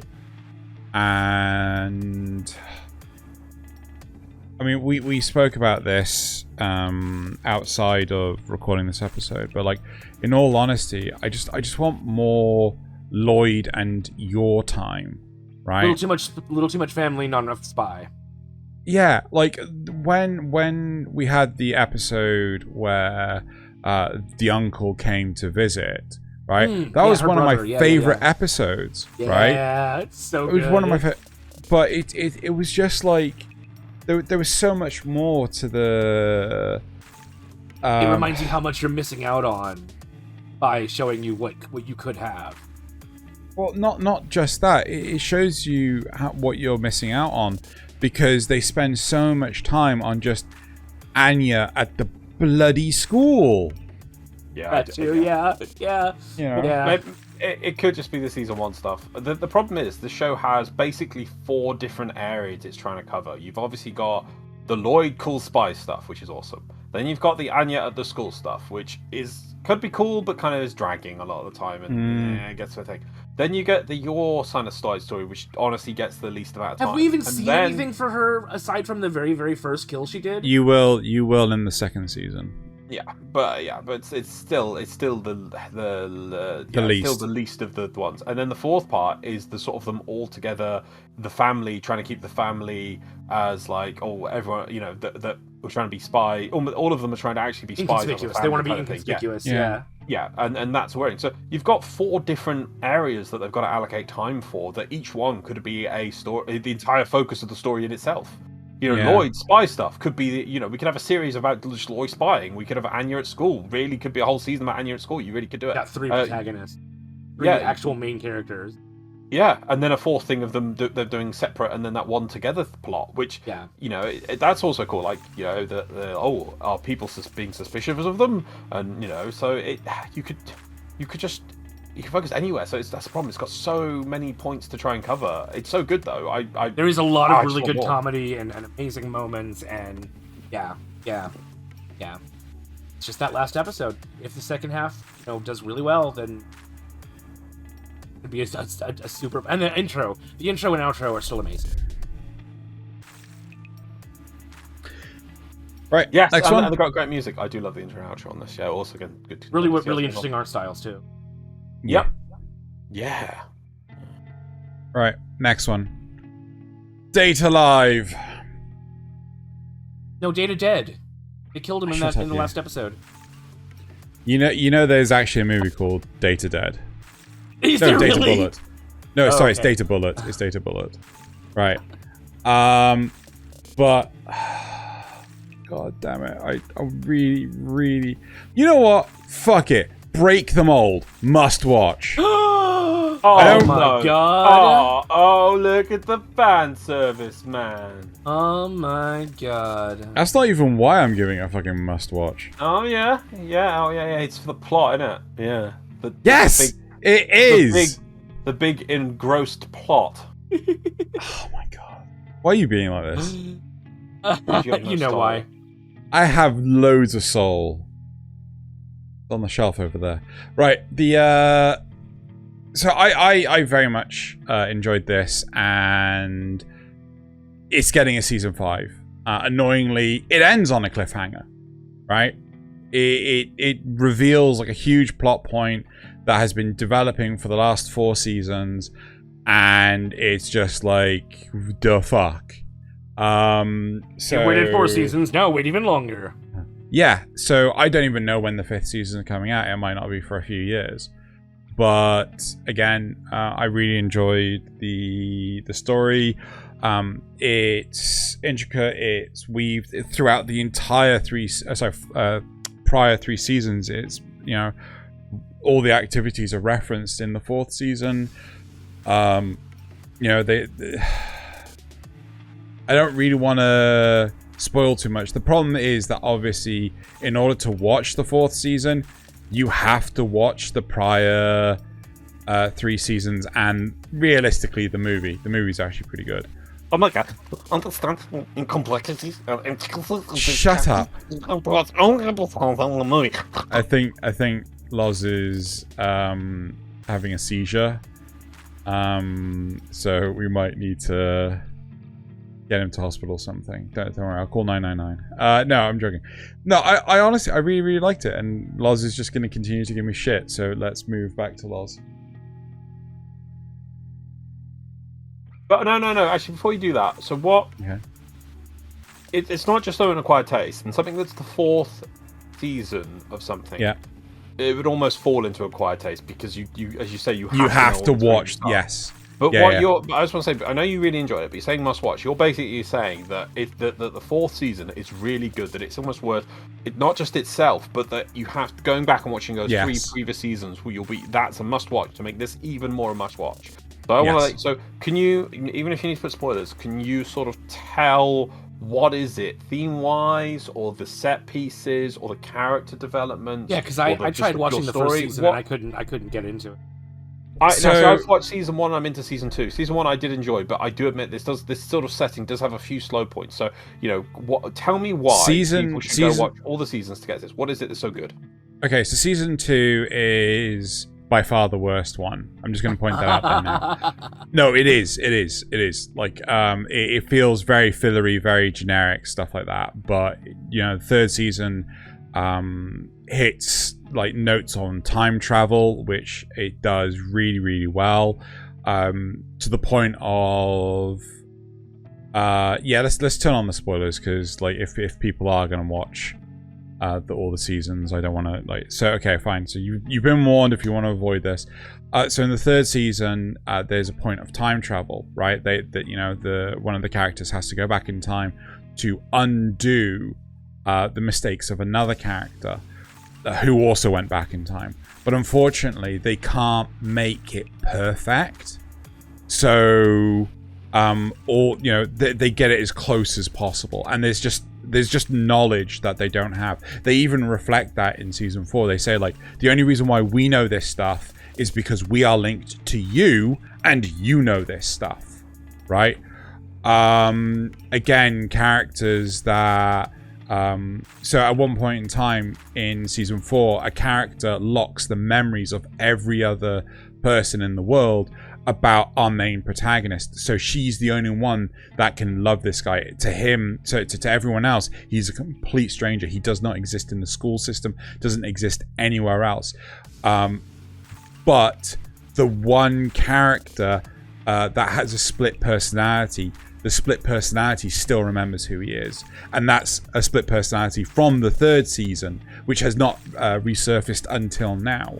And again, it's one character is effectively, a T-Rex let loose in a petting zoo, without the relationship that she has with him, and she goes wild yet again, right? Because the relationship's destroyed.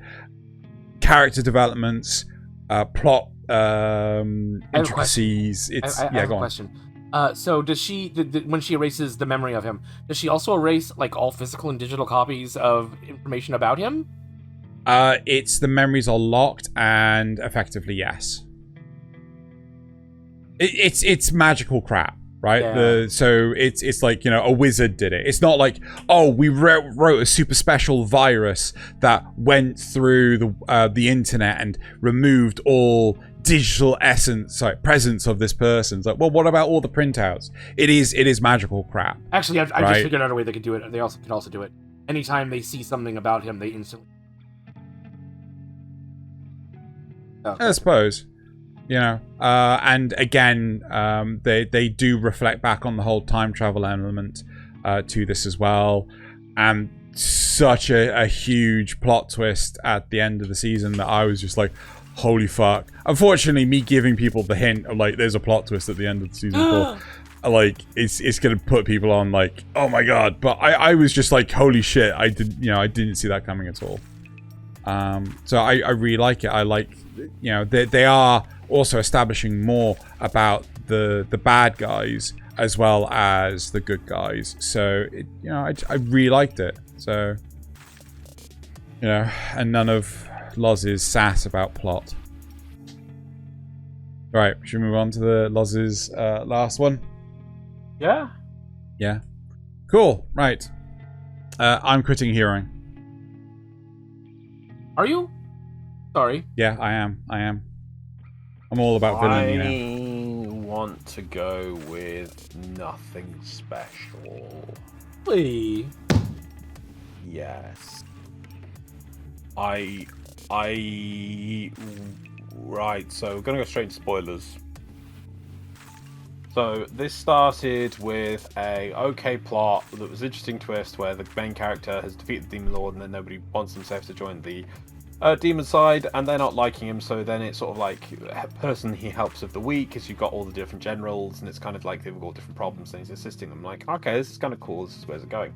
Then it kind of has a big twist where he's actually 3,000 bloody years old and he's been heroing this whole time, and really they're all nothing to him. They are just literally, he could beat any of them with his pinky finger if he really wanted. He is just that. He's had so many fights, he's learned from each fight, and he has just built upon it, and he's just this he's made to evolve, so any fight he's in gives him new skills and abilities.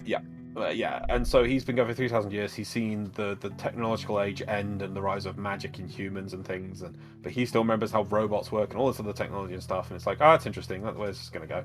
And then there's this cool twist where he actually possesses the thing that the demons are afterwards, which is the Philosopher's Stone, is what's powering him, and that's all the demons are for.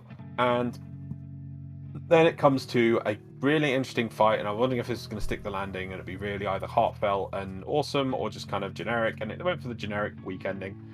Where he fights the generals and the demon lady, and then he just lets himself get hit by the ultimate attack, and it's like, right, well, you have to take the thing out of my chest. I've paused my regeneration so that you can take it. And then they're just like, no, but we want to save you. And the line I was waiting for that could have justified this plot would have been the lines of like, I've found my Philosopher's Stone, or even with the Philosopher's Stone I wouldn't be able to have a manual, but you know what, you're my manual. It's not worth taking the stone if I have to do it this way or something. No. That achieving him is achieving the stone. Yeah. Something like that. Something that just that the stone and him are like one, and that's the goal, and that he will be able to do it, and that he was part of their goal, or whatever. Instead, it just kind of like, stop. You want to live? Don't you want to live? Live and be good. Yeah, they kept doing that. That was both of those episodes were kind of filled with that problem where they're like, I don't want to fight you, but I'm going to fight you. I don't want to fight you, but I'm going to fight you. You want to live, right? Well, if you really want to die, I'll kill you. But you want to live, right? You want to live, right? And then it's like the big problem is like, well, the issue is that in his mind he's been given this imperative that he must maintain, and he had two of them, and he ever had one, so he could be a person. The other one is like, he must defend humanity, and in theory, it was going to be the thing that would drive him mad to the point of being to create the conflict so he could beat the conflict and end the cycle, and humanity be trapped by him for all eternity, really. And they just like, why don't you not? Mm-hmm. And I never thought of that before. I never thought of that before. Let me try. It's a bit annoying. How about you stop? And then it just stops. That was the same problem I had in the episode where he was teaching Lily how to be a general. And it's like, none of the other people thought to tell her, just ask for help. You can ask people for help. It's okay. No one thought to tell her that. If it was like that, she was like anyone tried to help her, she'd be like, no, I've got to do it myself, and so he needed to create the trials to make her realize that herself, and then it would have been interesting. But it wasn't, that it was just weird, and that's why it quite weak. So I really enjoyed this, but it just didn't pay off. It didn't pay off anywhere. It just sort of went, and like, now you're gonna help us, and it's like, okay. And the big resolution was just they defeated the thing in his head saying, you got to help humanity, and he just turned it off. I feel like that was it. That was the thinking about it. I feel like the fight could have been a little shorter if they'd taken out a lot of that repetition, and they could have done something more with that, like maybe have them Hot Springs go episode inside his head or something. And, you know, I don't know. Like this could have been solved with meetings and gazebos. Yeah. It could have been like, by the way, I'm 3,000 years old, and I'm kind of in a bit of a stuck, you know, that I've got this thing in my head that keeps telling me to do things, and that's why I defeated you, and now I'm like, oh, it makes me do it, and I'm really anxious because it keeps telling me to do it, and they're like, oh, can you explain more? Okay, I'll explain my backstory, and I had this other imperative, and I've stopped doing that imperative now because I've evolved over time, and then another person might go, so why don't you stop that imperative as well? Mm-hmm. What do you mean? Well, you've been here for long enough, and you kind of like gone past your mad programming, and you've beaten one of the weird imperatives they put in you. Have you tried not doing the other one? Huh? No, I've not tried that. Let me try that. Oh, it's turned off now. Drinks? Yeah, drinks. No, go ahead. No, that's it. Yeah. I see. I'd still give this. Are we done with spoilers? You have anything to say about it? Nah, spoil. Turn off. I would still personally give this an acquired taste, although it would be on the lower end of it. Because I do think that the characters are fun, and even though I saw where everything was going, like before it happened, like, oh, this is gonna happen now, and this is gonna happen. But it was still interesting to see the interaction, to actually see like his background when they show it off and everything. That stuff was still good enough to make it. If you enjoy that sort of thing, you should probably watch it. I wanted to give this an acquired taste, and if you told me at the point when they started the reveal of like he's been 3,000 years old, I was like, wow, this is really cool. I might have even put this to a must watch where this was going, and then they didn't do anything with that. They hit the brakes. They did a hard turn right. They hit the brakes and just stopped. Yeah. No, I'm either nothing special or pass. For pretty much the same reasons. Like, it had so much potential, but because it just ground to a halt at the very end, it's... Apparently there's going to be an OVA chicken. So, maybe... Okay, maybe good. Because that's the other thing. Because they did leave it open. They left it open, yeah. Yeah, and that's the point, is that it just left it open with them, like, not achieving much apart from just him going, I've turned off my thing now. Well... It's your typical. They sailed off to the. Sorry, they get rode off into the sunset. That's it's that typical ending. Like, and one day, humanity and demons will be it. Yeah, it's just one of those. But the future refused it. I also didn't feel we resolved how we had this weird thing with the main demon lady and her hating the hero kind of thing early on, and then she just sort of didn't. I felt there was she was like really meh all the time about it, and then she just didn't, and I'm just like, but really, what changed? I really don't feel her character really had an arc or moved forward. She just kind of like she should have been. We should have gotten scenes of her hearing about some of the stuff that Onyx has done and being like, oh man, this guy's No, but really cool. she has. No, she has. But the problem is, there should have been an adventure between Echidna and Onyx, right? Yes. But there wasn't, right? Yeah. There was a breakfast session. Yeah, where was the episode for that? So that, you know, I know that they have a drinking session when he's wearing the funny armor, but he fakes his face. But it's not the same as like the realization of that he had with all the other generals, which some of them are really good. Like the one with the guy in the hood. That one felt really good. Oh, yeah, that one was really good. Yeah, that was really good. Yeah, there was none of that moment for him and Echidna. Yeah. Oh well. Right. My last one. No, my last one. His last one. Sorry, I forgot. Oh, I see. Xeno wants to skip another show. Wow! Why are you being so hostile? Why are you so dead inside? I'm not dead inside. I just got the turn order wrong. Yeah. Come on, what are you going to give this episode? This Xeno? What are you gonna give this? Well, I mean, if he's not giving it a must-watch, then he's wrong. Yeah. Skeleton Knight is amazing. It is easily one of the best shows this season. It's funny. I keep saying it gives me Slayer vibes. For anyone who doesn't know Slayers, it's a 90s anime. Yeah. About Ina Inverse, who is one of the most powerful sorceresses in the world. And it's so funny. Everything in it is hilarious. So this has a lot of the same feeling. It's very fantastical. It's got overpowered main character, even though there's no real tension in anything involved with him, because you know he can just flick his finger and get rid of it. Even in the very last episode where he's facing a city-destroying threat, Like, yeah, but thingy. Finger flick. Yeah. That is kind of like the upper end of what he can do. If Yes, it was that's anything true. bigger, he wouldn't have been able to do anything, and that was the first time he kind of used that thing. Well, we don't know if... Well, he did say it's one of his most powerful spells. I suppose you're right. Yeah, also, he'd never done it before. Spoilers for a second. Okay. We kind of also get the thing mid-season where he can cure himself, but it's not permanent. Finally giving him something which is just not like, oh, and I tried... You know, if he tried to decurse himself and, oh, look, he's cured himself, then yeah, I would agree. Like, nothing's beyond his control, but he tries it and he can decurse That's part fair. of the body for a second, you know? It's like, Personally, I would give this an acquired taste. Really? Yeah, because the plot elements with the human royal family just feel so fucking superfluous, right? No, see, I think that's going to be really important if there's a season. I didn't mind the background machinations either. I kind of like that but sort it's of thing.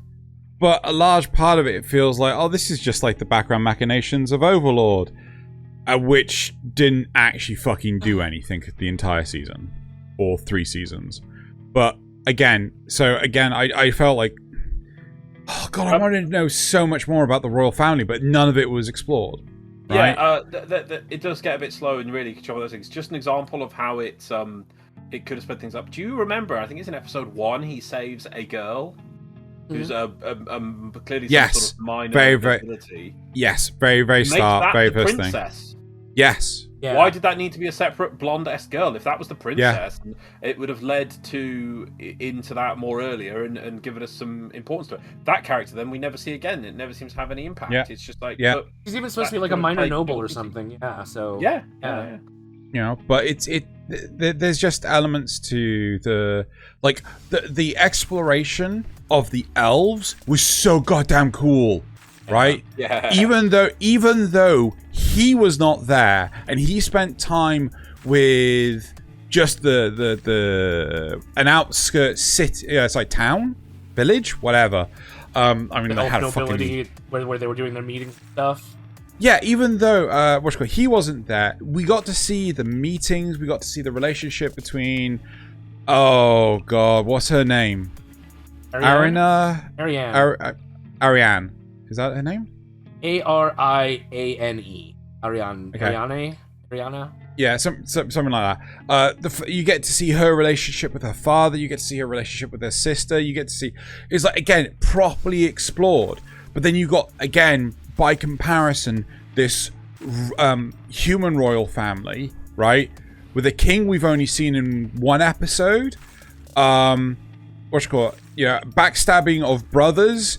and a sister that's just come out of the woodwork because they assume dead, right?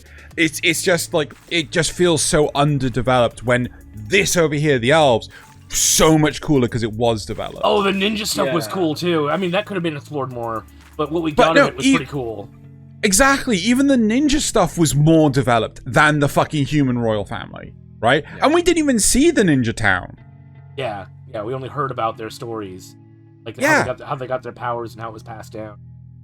Yeah. Their jutsu and crap like that, and how his powers react with their powers, and you know, I also loved the town where the humans, where that one elf was living among humans, and there's this overarching theme of can humans and elves live together and all that stuff. Ugh. It was annoying that we had to take this is again something which would work better in book form, because you don't mind taking a step out of the way for reading what was happening in the capital, because you do it that like, oh, our characters are going to walk between 2 towns, dumpty dum. We read a bit in the capital, we finish that bit, oh, they've arrived at the town, dumpty dum. It feels fine in a book. But you can put it down at that point and pick it up and it'd be all right. But in a show, you're like, oh, come on, go back to Arc. Go back to Arc. Yeah. So cool. Go to Arc. I don't know. I didn't really mind a lot of the side stuff, but each their own, right? Everyone's gonna have their different tolerances. But I can appreciate its building up thing. I also would love to give it a must watch. I would say the first 6 episodes are really good. Yes. Several times, yeah. It gets a bit bogged down with the elf stuff, does drag out a bit, but then is decent. But it's just like, it kind of like, I want to go back to that cool stuff of just him enjoying stuff. And I kind of wish the last episode was 2 episodes. Yeah. Or, well, kind of... I'd say the last 2 episodes could have been 3. Sure. Similar. Maybe hopefully we'll get more in the future. We'll have to see. Yeah, I'm really hoping for a season 2. I have no idea if there is one. Or there will be, but... This at least has potential for a season 2. Definitely. Yeah. One of the highlights of the season. If you don't give it a must-watch. Still one of the highlights of the season. Oh, yeah. Right. Oh, and okay. before we finish, it is still definitely the better story of what should be slotted into Overlord. Oh, he speaks the true. Also, still one of the most amazing openings this season, too. Oh, yeah. So good. Definitely highest energy opening. I really wish that they left out the audio effects until later in the season. Part of me is tempted to track down the song, like a clean version of the song, and make that for you. No, but the thing is, they did it for like the first 2 episodes, right? Can't find it anyway. But the the song's gonna come out in probably a couple of months because they after this anime's aired, like So then wait, they'll if I start go watch releasing. episode 2 versus episode 10, the intro will be different, is what you're saying? Yeah, because they don't add in any of the sound effects. I mean, it was either 1 or 2. But yeah, I'll have a watch. I don't quite get. I seem to remember that too, at least for episode. Yeah. Human memory is valuable. That is true. Also malleable. Right, so let's go to my last one, which is Komi can't communicate. Even though the second to last and the third to last episodes... No, it's 10 and 11.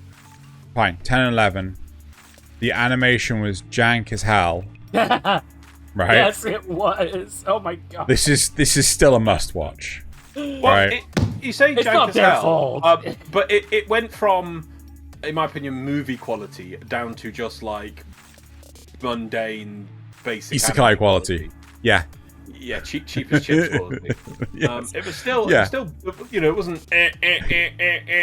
Oh god, no. Sometimes it was, Almost. right? Yeah, Sometimes it's it's cheap just, anime. Tadano's just like sat like this, and then instead of actually turning his body, just looks to the side. I'm like, what the fuck are you? What are you doing? There were some even? real uncanny valley moments. Yeah. Oh god, Yeah, and like, it's mainly episode 10. 11 wasn't as bad, Yeah. but 10 was the Yeah, worst. 11 wasn't. But then you got like characters that don't even actually look like themselves. Like, what God, just happened? Compared to like this on screen now, which is just like beautiful. It's just like, Yes, absolutely gorgeous. So this is a must-watch. The great thing is it's able to play off everything that the first half of the season established, and so it didn't have to spend too long Forming things back establishing new stuff. Yeah. There was great overarching stuff, which is something that I commented about on the first part of the season, the first half of the season. You know, I love this, right? The end episode was fantastic. I don't really want to go into spoilers because I just want people to watch this for themselves. Well, there is like a build up to things, but it's still very episodic. So there's not really like, unless if you just talk about the episode, like some of the other stuff in the episode, hard to really spoil things. I think so. You're No, but again, like I really want to talk about what happens in the last episode. Yeah. No. What happens? No, I just no. Not gonna do that. I really just want people. I want people to go watch it for themselves. And don't just watch the episode 12 because it'll feel cheap. If you go, you have to feel it. Yeah. And I will also say that I've actually started watching the English dub on Netflix, and they do actually get around some of the problems because in the Japanese version they don't narrate the pop-up boxes, you know, of like Komi sulking and things like this. But in the English version, they do narrate that she's sulking because they don't have you the can't read it. subtitles. Yes, you know, because you can't read it. So it's a lot better than the traditional Japanese with the Netflix subtitles, because there's so much they just don't translate. They refuse to have more than one track. Oh, their pronunciation of Najimi and Tadano, it's just like, what? Najimi and Taydano. Yeah, something like that. And it's just like, what are you doing? Well, you gotta make sure you put the right emphasis on the correct syllable. Humorous living chasms. Yeah. Pretty much what Nasuth's doing. Fountains. Yeah, fountains. Fontaines. But it's a brilliant series. The characters are lovable. The animation is incredible for the most part. The narratives are relatively episodic with an overarching plot. They've only just finished the first year of education, and Loz has said that the second year... Is the second year still going, or are they in the third year? No, they're in third year. They're in third year. Right. So the second year is like significantly longer than the first year in terms of narrative length. All the characters are genius. Even the character that I just raged about so... sorry, was it... Shit, was it... It's Narcissus. The pretty boy, It's like that... Yeah, you know, he is brilliant, right? When he flaunted in the outro, I could feel my rage in my throat, right? But when we actually saw... Like, Loz loved it. Like... You know, yeah. So a few episodes before, I think it's like his episode like 5 or 6. So it was quite a few episodes where the only thing we'd seen of this character was in the intro, and they were like, "Oh god, I hate that character." The outro is just there, like you can see at the back. Yeah, but that's when he's like super animated and just like all the weird like dancing around weirdly. You know, the intro and the outro had these things. I'm like, "Oh, don't like that character. Don't like him. Don't like him. Don't like him." Want to punch him? Just gonna punch him. I still enjoy it. Then when it finally got there at the end of the episode, they're like, "That was great." It's like, but the thing is, it wasn't just him. It was with his translator, right? And like his translator, who is effectively a part of it, is just brilliant. It's just so goddamn good. I loved it. Even the one I think that they should call the police on because she's too much of a stalker is funny. I mean, it's funny. Yeah. It's played decently. But I'm surprised. I thought now that you really liked the whole the season was. I suppose it's mainly the first half of the season is Katai-kun, the really big guy. Yes, I love the internal voice. Oh, I love it's just a normal guy. Oh, he is. Yeah, he's like I just love this season. It's just so goddamn good. Yeah. I mean, again, I don't normally go in for slice of life stuff, but all the characters are so quirky, but like believably quirky. Eccentric. Yeah, eccentric. That's a good way to put it. Yeah. So and the Kyoto trip and everything. Oh god, it's so good. So good. So please, if you, from me personally, if you're gonna watch anything, please watch Komi. All right.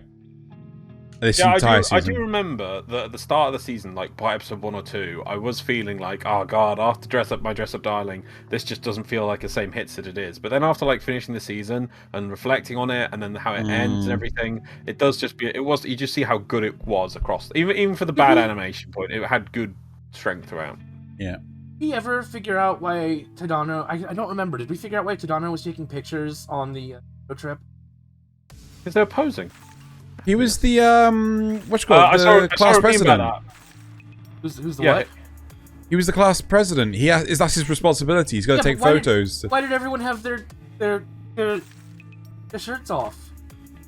I saw a meme about this on the Komi Reddit, and it's like girls having a sleepover, and it was the girls all having pillows, gonna have a pillow fight. Boys having a sleepover, and they're all like posing. Yeah, hold on. We actually posted it on the Kanpai Cast Twitter. Sure. Yeah, on the Twitter. So yeah, and so it's just kind of, it was just like a bonding moment that like they all started respecting Kato-kun because he's like, man, he's super ripped. And then the narcissistic guy was like, you have a good body, like I have a good body. And then all the other guys were like, and then they just wanted to like, it was like a bonding moment between all of them. Yeah. And then they just kind of super got swept weird up in the moment. Yeah. I just couldn't remember if they actually talked about that in well, the only bit they talk about it is when Komi asks, "Why are we doing that?" Yeah, help us. But he doesn't actually really answer, does he? They were bonding. No, because it was bonding. Bending. Manly bending. Manly bending. Bonding. I'm a man bender. Right. Okay. So, are we done? Are we good? I believe that's it. I can't talk about Cool. summertime rendering but it's other than saying it's still really good. Oh my god! It's Well, so good. when that finishes, you'll be able to. So you're fine. Wait. So, if in case we never come back to it, if you were to give it so far, Nasuth, what would you give it? Must watch. Currently? 100% must watch. There we go. 100%. We just have to wait for it to leave Disney jail. God damn you, Nasuth, for being in Japan. Well, I stopped time earlier, so clearly I am a time traveler. No. Yeah, clearly. Right, okay, so that is it for the main topic. It is time to get into the supporter questions. Right. Zrugel says, before we start the supporter questions, I just want to say thank you all for listening to our podcast so far. We really appreciate all the likes and the comments everyone leaves on these episodes. Then Zrugel also says, did Sailor Moon start the magical girl genre, or did it just popularize it? I would have to look this up, but I don't think it popularized. I think it popularized it. Probably because it hit the West and first one to out of Japan. Yeah, I'm going to say popularize. Is Loz looking it up? Sally the Witch, 1953 to 1971, 1966 anime television series first by Toei, regarded as the first anime girl, magical girl anime. The show's concept was inspired by American sitcom Bewitched. There you go. I want to say I saw another one recently that was like being made from like the early 80s or something. Who knows? Right, the next supporter question from Armena. Not really. I'm getting to a point I'm actually considering you can't name yourself after another person. That's fair. Everyone has a different tolerance towards spoilers for their show they're watching, but some of them are so very hard to avoid. Personally, I've had part of an anime spoiled by simply looking up season 3 of the show on Google. What is the worst spoiler you've had for a show that you found by accident? Fuck. That's actually really tough. Nothing. What have I watched? Wait, what? What's the question? Basically, What is the worst spoiler for a show that you found by accident? I can say mine. what's yours? Right, do you want spoilers? I found this I can explain.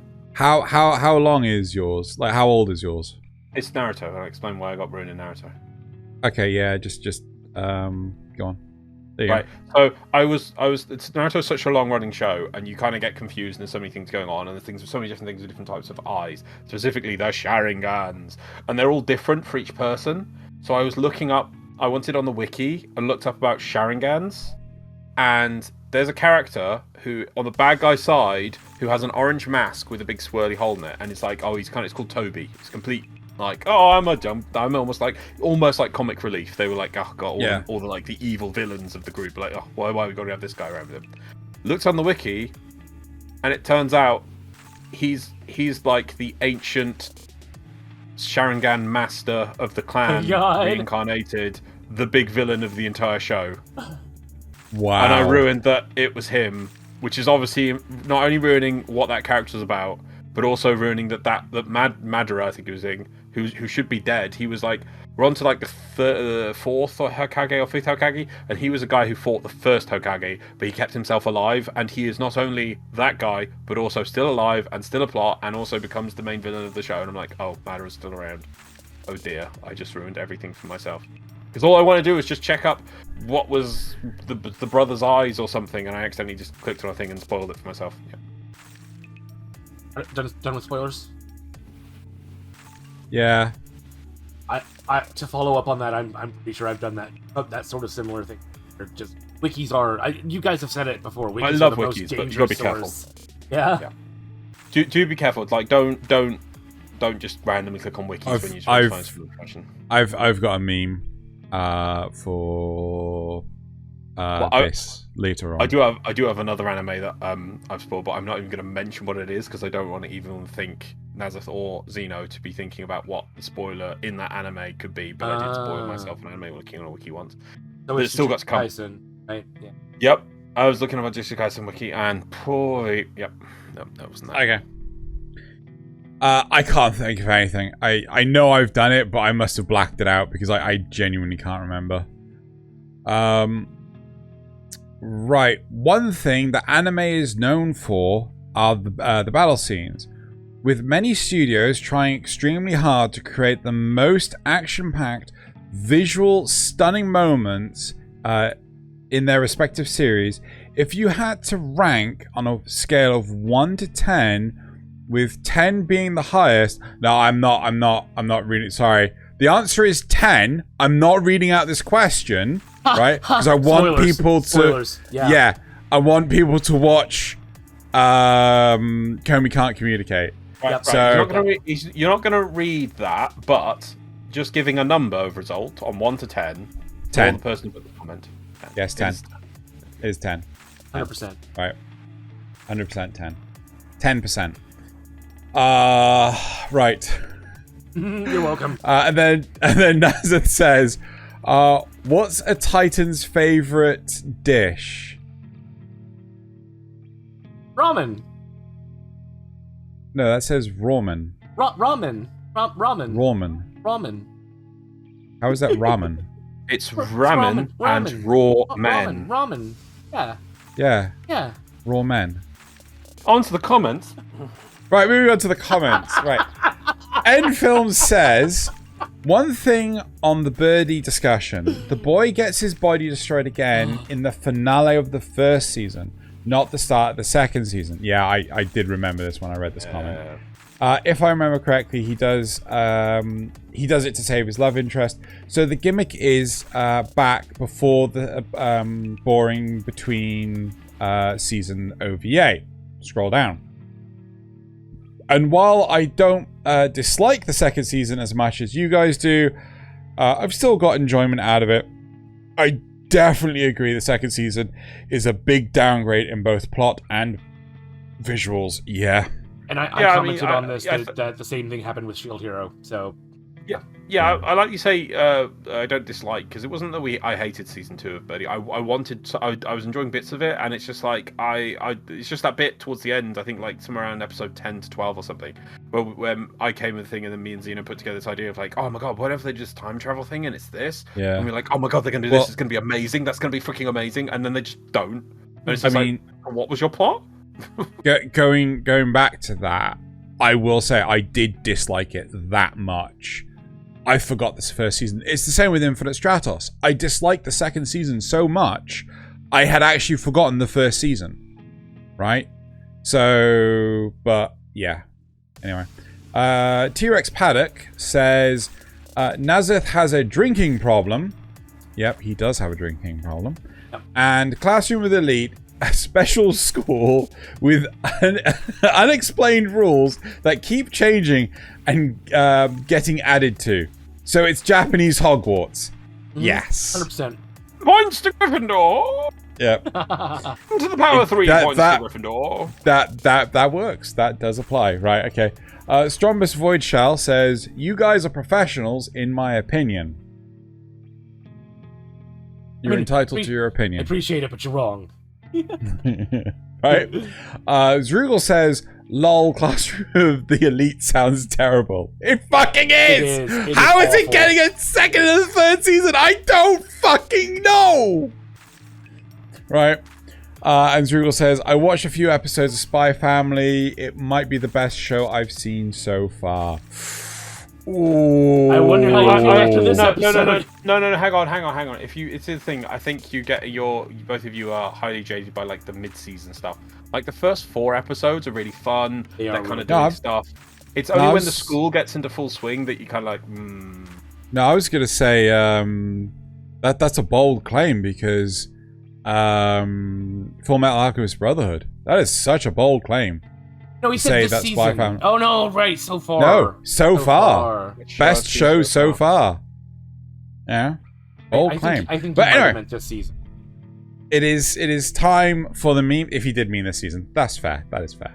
But right, so it's time for the memes. If you want to check out some of the memes, go to the Twitter account for Kanpai Cast, and you'll see 3 memes daily, unless the service is coming.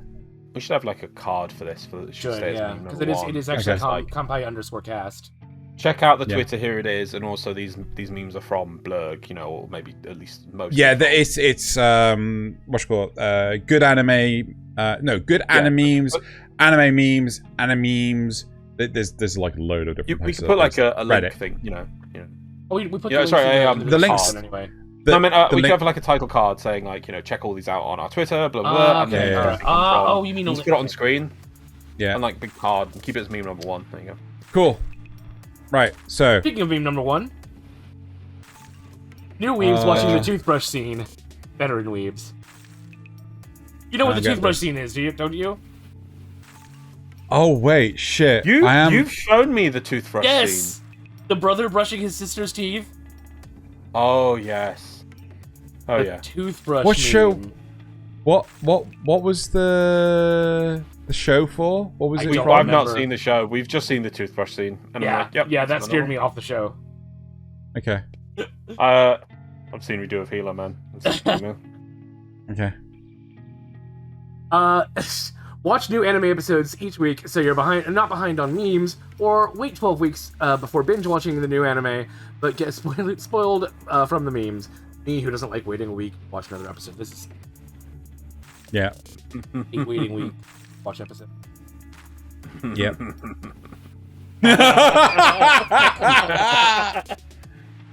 Oh. I like it. I've actually damaged my hand, but I'm still clapping for that. Did they what's it called? Did they actually do the whole Starlight Anya thing in Are you not finished? No, I didn't. I've read the manga. I got bored. Okay, it's like episode 11. Yeah. It's really good actually, episode 11. So it's good, yeah. Okay. And they do the Starlight Anya bit, yeah. No, because that happened later in the manga. No, it doesn't. It does. They probably get more. I should probably get more. We'll talk later. We'll talk later. Rimmer's universe. Multiverse. Rimuru, Sniper Rimuru, Sorcerer Rimuru, Useless Rimuru, Assassin Rimuru, Maid Rimuru. So, yep. Yep. So we've... I wanted to name them all. Oh, okay. Sorry. Go ahead. Oh, wow. Okay, well, you've moved it. Accidentally moved it. So we've got Rimuru from That Time I Got Reincarnated Slime. We've got Sword Art Online Season 2. We've got Jujutsu Kaisen. We've got Constable. We've got... Shit, what's the name of this one? Assassination Classroom. And we've got ReZero. I'm a weeb. Yeah, you are. Make a meme that doesn't have to do with Anya's devious smile or draw 25 cards. Yeah. Wow. Yeah.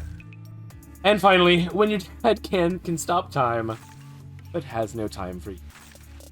Ooh! Ooh! Turns, deep cuts. Loz, just checking. Do you get this? Oh, well, I can understand the when your dad can stop time, but I obviously don't understand the second half. But I can appreciate what it's going to be. Okay. Right. So, my first meme. Oh my god!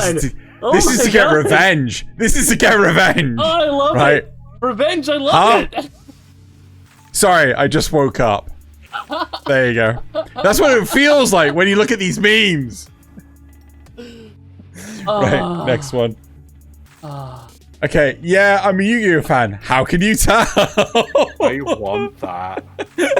I want that so much. I don't know if that's actually I'm not a even a carpet Yu-Gi-Oh fan, or and I like- want that. But yeah. Oh my Yeah. god. I just would want that and like just be like, yep, Because it's so tacky. welcome to my home. What's that? It's my rook? It's my blue eyes white dragon. Why do you ask? This is Right. classical art. Yep. Third, At this point, third it is. move. Right. Sheltier, Hey, as a Charlotte. protagonist on the path to redeeming herself. Albedo, as a protagonist to prove her undying love towards Ainz. Some girl apparently not dead after a bear hug of doom as the protagonist. So my understanding is this. I don't know why you the meme without context. Isn't this about the game for Overlord? Is this Yes. the game for Overlord? Yes. Yeah, the game. So the game for Overlord didn't take Shaltier or Albedo, who could have been really good protagonists for the character play as. And I assume, because I didn't quite get the second thing, I assume it's that weird stabby knife girl who's kind of Yeah. a villain, is the protagonist you play as for the game. I didn't know that there was a game for Overlord. Yeah, I think I saw this on Steam, and it's about the game. My understanding. Okay. I probably saw. I that kind on of the I end, assumed that this was like I thought this was like season 4 or some shit. Well, if you look like some girl apparently not dead after a bear hug of doom as the protagonist. So who? Yeah. How many not dead after bear hug of doom? How many bear hugs of doom? No, has it's just there the one. It's just the one character that I can Yeah. think of. been? Yeah. So I think and that's the protagonist. And so yeah. Wow. They fucked that up. Right, my number 5. Super Saiyan Rose Goku Black is so powerful he even has veins on his veins. Oh my god! Even his veins have their own veins. No. Big capillaries. Hold on. I just want to double check something. Oh no. That you skipped a meme. Sorry, my number 4. Oh, sorry. Yeah, okay. That was my bad. I said 5. So, we can communicate the easy way or the hard way. That's Just wrong Komi. because Komi can't communicate. Yeah, so she can't do true. either way. No, that's the hard way. Right. She And then touched last but on not it. least, my 6th meme. Anime character. Anime character death. Why must Google do this to me? No! We're just talking about it. I know. But, yeah. Oh, There very you go. fortuitous timing. So that is the memes for this week. As I said, if you want to check out the memes, go into the description below. You'll find the link to the Twitter. We release 3 memes a day, not necessarily the ones that you've just seen. And also you'll see the links to these memes that we've shown on in the description below. Next week, we've got Universal Century Gundam. Nasuth and I have homework to do. And you know what will- we didn't do? Oh, it's too What? late now. We didn't talk What? about what we're gonna watch in summer. Oh well. Oh well. That's an Oh. episode. Shit, we didn't. Oh well. Oh, well. You guys will find out in 3 weeks' time. Yeah. Right. Yeah. And yeah, so next week, Universal Century Gundam with Joey. Yeah, that's it. Thank you very much, everyone, for watching / listening. And now it's time to bottoms up and Kanpai! Bye.